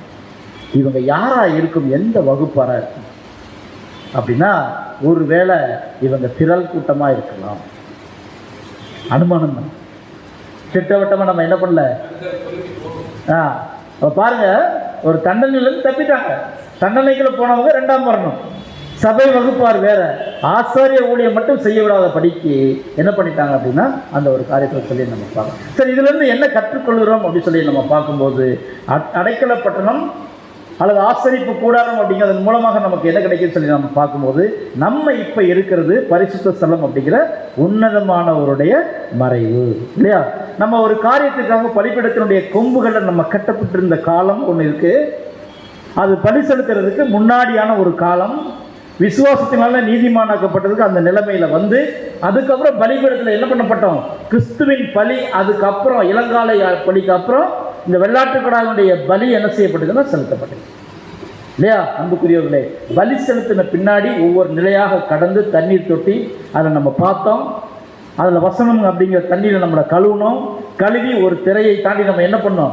இப்போ இருக்கிற நிலைமை எங்கே இருக்கும் அப்படின்னா பரிசுத்த ஸ்தலம் அப்படிங்கிற உன்னதமானவருடைய மறைவில் தாபரமாக கொண்ட தேவனிடத்தில் கீழே என்ன பண்ணிட்டு இருக்கோம்? நம்ம உட்கார்ந்துருக்கோம். மேலே இருக்கிற திரைகள் எத்தனை அடுக்கு இருக்குது தெரியுமா? 3 அடுக்கு இருக்குது. 3 அடுக்கு பாதுகாப்பு. 3 அடுக்கு பாதுகாப்பு. ஒரு அடுக்கு பாதுகாப்பே போதும். தேவன் அதுக்கு மேலே தாண்டி எதுவும் வராது. ஆனால் 3 அடுக்கு பாதுகாப்புக்குள்ள நம்ம உள்ள உட்கார்ந்துருக்கோம். அன்புக்குரியவர்களே, இத மாதிரி ஒரு பிரிவிலேஜ் இன்னைக்கு சுவிசேஷ யுகத்துல கடைசி காலத்துல யாருக்குமே கிடைக்காது பாருங்க. அப்படி இருக்கும்போது தேவனுடைய கண்ணிக்கு தப்பி வைத்து இல்லையா பாருங்க, மரணம் அப்படிங்கிற நியாயப்பிரமாணத்தில் கொடுக்கப்பட்ட அந்த மரணம் சாகவே சாவாய் அப்படிங்கிற பிரமாணத்துக்கு கீழே இல்லாமல் விடுவிக்கப்பட்டு அடைக்கல பட்டணத்துக்குள்ள வந்த ஒரு நிலைமை இல்லையா. ஆனால் இந்த பாளையத்தை விட்டு மட்டும் இந்த ஒரு அடைக்கல பட்டணத்தை மட்டும் நான் என்ன பண்ணிடக்கூடாதுன்னா விட்டு வெளியவே வந்துடக்கூடாது இல்லையா. அப்படி ஒருவேளை வெளியே வந்து நம்ம கொலை செய்யப்பட்டோம்னா பிரதான ஆசாரியன் யாருக்கிட்டையும் எந்த கேள்வியும் என்ன பண்ண முடியாதுன்னா அது கேட்க முடியாது அப்படின்னு சொல்லி நம்ம இல்லையா. ஒரு வகையில் இப்படி இருக்கிறவங்க துணிகரமான பாவத்தை செய்யும்போது அவங்களுக்கு யார் எதிராளியாக மாறுறாங்க அப்படின்னா கிறிஸ்துவே எதிராளியாக மாறுறாங்க. இவங்க மாற்றிடுவாங்க, அவர் ஒரு நாள் மாற மாட்டார். இவர் யாரை கேள்வி கேட்க ஆரம்பிப்பாங்கன்னா கிறிஸ்துவை எதிராளியாக மாறும். எப்படி மாறுவார் சொல்லி நம்ம பார்க்கும்போது கிறிஸ்துவை நீங்கள் கோபம் மூட்டலாமா அப்படின்னு கேட்குறாரு அப்போஸ்தலனாகிய பவுல். நீங்கள் கிறிஸ்துவை நீங்கள் கோபம் மூட்டலாமா? எப்படி கிறிஸ்துவை கோபம் மூட்ட முடியும்? என்ன செஞ்சால் கிறிஸ்துவை கோபம் மூட்டலாம்? ஏசு கிறிஸ்து ஒன்று ஒரு பாயிண்ட், இது காமனான பதில் வச்சுக்கலாம். ஏசு கிறிஸ்துக்கு எப்போ கோபம் வந்துச்சு? தேவாலயத்தில் வந்துச்சா? அடுத்து சீசர்கள் என்ன பண்ணுவாங்க அப்படின்னா சமாரியா பட்டணத்தை என்ன பண்ணிடலாம், இப்போ எலியா காலத்தில் நடந்த மாதிரி தீ வச்சு கொளுத்திடலாம். இப்பவும் ஆண்டவர் என்ன பண்ணாரு? கோபம் வந்துச்சு. ஆனால் அது பெரிய விஷயமா அவங்கள்ட்ட காமிக்கல. ஆனால் சதிசெயர் பரிசெயர் படிச்சு அவங்க கிட்ட காலத்தில் என்ன பண்ணிட்டாரு அப்படின்னா இப்போ சீசர்கள் வந்து ஒரு விஷயத்தை நல்லா கவனிங்க. சமாரியா பட்டணத்தை எரிக்க சொல்லும் போது ஒரு ஹம்பிளான ஒரு விஷயத்தை தான் ஆப்போசிட்டாக வைக்கிறாரு. நீங்கள் என்ன மைண்டில் இருக்கீங்கன்னு கேட்குறாரு. ஆனால் சதுசெயர் பரிசெயர் விஷயத்தில் அப்படி ஹம்பிளாக இல்லை, அவர் ஆசனத்தை கவிழ்க்கிறாருங்க. என்ன விஷயம் அப்படின்னா அவங்களாம் நியாயப்பிரமாணத்தை கற்று தேர்ந்தவங்க, படிக்கிறவங்க, வாசிக்கிறவங்க, மற்றவங்களுக்கு சொல்கிறவங்க. அதில் வந்து நீங்கள் இப்படி இருக்கக்கூடாது அப்படிங்கிற இடத்துல காட்டமாக அந்த ஒரு காரியத்தை நடத்துகிறார். ஆனால் சீசர்கள் மத்தியில் பாவம் அவங்க கேள்விப்பட்டதான் என்ன பண்ணுறாங்க, அதான் சொல்றாரு இல்லையா. நிறைய இடத்துல ஆண்டவர் பேசும்போது நீங்கள் கேள்விப்பட்டது இல்லையா, நீங்கள் வாசிக்கிறது இல்லையான்னு ஒரு குரூப்ல கேட்பாரு, நீங்கள் கேள்விப்பட்டது இல்லையான்னு இன்னொரு குரூப்பை கேட்கிறார். அப்ப வாசிக்கிறவங்க கேள்விப்பட்டவங்க, வாசிக்கிறவங்க அதிகமான காரியத்தை கேட்கிறாரு, கேள்விப்பட்டவங்க இடத்துல ரொம்ப கம்மலாக நடக்குது இல்லையா அன்புக்குரியவர்களே. அப்ப பாருங்க, இப்ப கர்த்தரை கோபமுற்ற விஷயத்துல நல்ல விஷயம் தெரிஞ்சுட்டு இதுதான் பாதை, இதுதான் பயணம், இதுதான் சத்தியம், இதுதான் அர்ப்பணிப்பு, இதுதான் வாழ்க்கை, இதுதான் ஊழியம் செஞ்ச பின்னாடி யார் யார் கிறிஸ்துவனுடைய ஊழியத்தை செய்யாம இதுக்கு எல்லாத்துக்கும் இன்னும் சொல்ல போனா செய்த உடன்படிக்கைக்கு மீறி உம்முடைய சித்தம் செய்ய வருகிறேன் அப்படின்னு சொல்லிட்டு ஞாயிற்றுக்கிழமை ஆலயத்துக்கு கூட வர்றதில்லை. சராசரியாக பெயர் கிறிஸ்தவன் கூட இதை நிராகரிக்க மாட்டார்.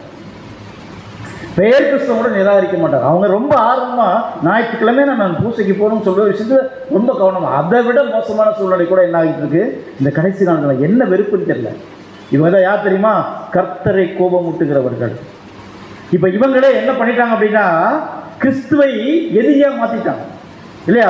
அடுத்து நம்ம பார்க்கும்போது அன்புக்குரிய சகோதரர்களே, அவரையும் நான் பலவான்களான்னு கேட்கிறேன். எதிர்த்து நிற்கிறதுக்கு அவரை காட்டிலும் நம்ம பலவான்களா இல்லையா. பழைய ஏற்பாட்டில் மிகையால வந்த போதே மோசே சொல்றாரு, அவருக்கு எதிராக மட்டும் நீங்க என்ன பண்ணிடாதீங்க, எந்த ஒரு காரியத்தையும் பண்ணிடாதீங்க. அப்போ அவரை விட நம்ம பலவான்களா? இப்ப ராஜாவை வந்திருக்கிற உலக ராஜ்யங்கள்ல கவிழ்த்து போடுறதற்கும் சபையை வழிநடத்து போறதுக்கும் பிரதானமான வேலைகளை செஞ்சுருக்கக்கூடிய அந்த ராஜாவுக்கு முன்னாடி நம்ம பலவான்களா கேட்டோம்னா ஒண்ணுமே கிடையாது. ஒண்ணுமே, வெறும் தூசி. அவர் காலுக்கு இருக்கிற தூசிக்கு சமானமான மனுஷனாக இருக்கிறோம் நம்ம. அப்படி இருக்கும்போது நம்ம பார்க்கும்போது அன்புக்குரிய சொல்லு, இப்போ இதெல்லாம் கம்பேர் பண்ணி பார்க்கும்போது கர்த்தருடைய பாத்திரத்திலும் பேய்களுடைய பாத்திரம் நம்ம பங்கு கொள்ளலாமா? அப்படி பங்கு கொள்ளக்கூடாது. கர்த்தருடைய பாத்திரம்னா கர்த்தருடைய பாத்திரம், அது புனிதமானது இல்லையா. பேய்களுடைய பாத்திரம்னா அது வேற, சகல அறுவருக்கும் அங்கே இருக்கும். ரெண்டுக்கும் நம்ம என்ன பண்ண முடியாது, அதை பானம் பண்ண முடியாது. ஒருவேளை நம்ம தேவனை விட்டு தூரமாக போனோம்னா நம்ம என்னதான் பண்ணுவோம்? உலகத்தில் போய் என்ன பண்ணுவோம்? அங்கே போய் பைபிள் படிச்சுட்டு இருப்போமா? அங்கே போய் சத்தியம் கேட்டுட்டு இருப்போமா? அங்கே போய் வேற ஏதாவது பண்ணிடுவோம், தேவனுக்கு பிரியமான காரியத்தை பண்ணுவோம், அல்லது அறுவடை ஊழியத்தை பண்ணிட்டு இருப்போமா? இல்லை. அது பேய்களுடைய பாத்திரத்து பக்கத்தில் போயாச்சுனாலே இது எல்லாம் விட்டு விலகி என்ன பண்ணிடுவோம், நம்ம போயிடுவோம்னு சொல்லி நம்ம பார்க்குறோம். அடுத்து நம்ம பார்க்கும்போது இப்போ நமக்கு ஏற்கனவே மன்னிப்பு கிடைச்சி கை பிசகா செய்த காரியத்துக்கு அடைக்கலப்பட்டத்தில் ஓடி போய் அதாவது வந்து சாதாரணமாக லாபகமாக போல இப்போ கிடைச்சிடும், கொஞ்சம் நேரத்தில் போயிடலாம் அப்படின்னு போல ஜீவன் தப்புக்காக வேகமாக போய் பிடிச்சுக்கிட்டாங்க இல்லையா. அப்படி இருக்கும்போது அன்புக்குரிய சகோதரர்களே, அப்படி ஓடி போனாலும் கூட அதை உதாசீனப்படுத்துகிறவர்கள் கிடைச்ச பிரிவிலேஜை, கிடைச்ச கிருபையை என்ன பண்ணிட்டோமோ உதாசீனப்படுத்துகிறவர்கள். அப்படி உதாசீனப்படுத்துகிறவர்களுக்கு மரண தீப்பை கொடுக்கிற சூழ்நிலை தான் இருக்குன்னு சொல்லி நம்ம பார்க்குறோம். இதுதான் இந்த சத்தியத்துடைய மைய கருத்தாக இருக்குன்னு சொல்லி நினைப்போம். அதனால் நமக்கு என்ன அட்வைஸ் கொடுக்குறாருன்னா, எந்த காரணத்தை கொண்டும் இந்த அடைக்கல பட்டணத்தை விட்டு நம்ம பின்வாங்கக்கூடாது. செய்த உடன்படிக்கையை என்ன பண்ணிடக்கூடாது, முறித்து போட்டுறக்கூடாது. அதுக்கு உண்மையாக நம்ம இருக்கணும். அப்படிங்கிறது தான் இன்னைக்கு நம்ம பார்த்த பலிபீடத்தின் கொம்புகள் அப்படிங்கிற சப்ஜெக்ட் வந்து நம்ம என்ன பண்ண போகிறோம், இந்த ஒரு காரியத்தை மையமாக நம்ம வந்து பார்க்குறோம் அன்புக்குரியவர்களே. ஸோ கேட்ட சத்தியத்தின்படி தேவனுக்கு பிரியமான ஒரு வாழ்க்கை வாழ தேவன் ஆசீர்வதிப்பாராக. பொறுமையோடு கேட்டவங்களையும் தேவன் ஆசீர்வதிப்பாராக. ஆமென்.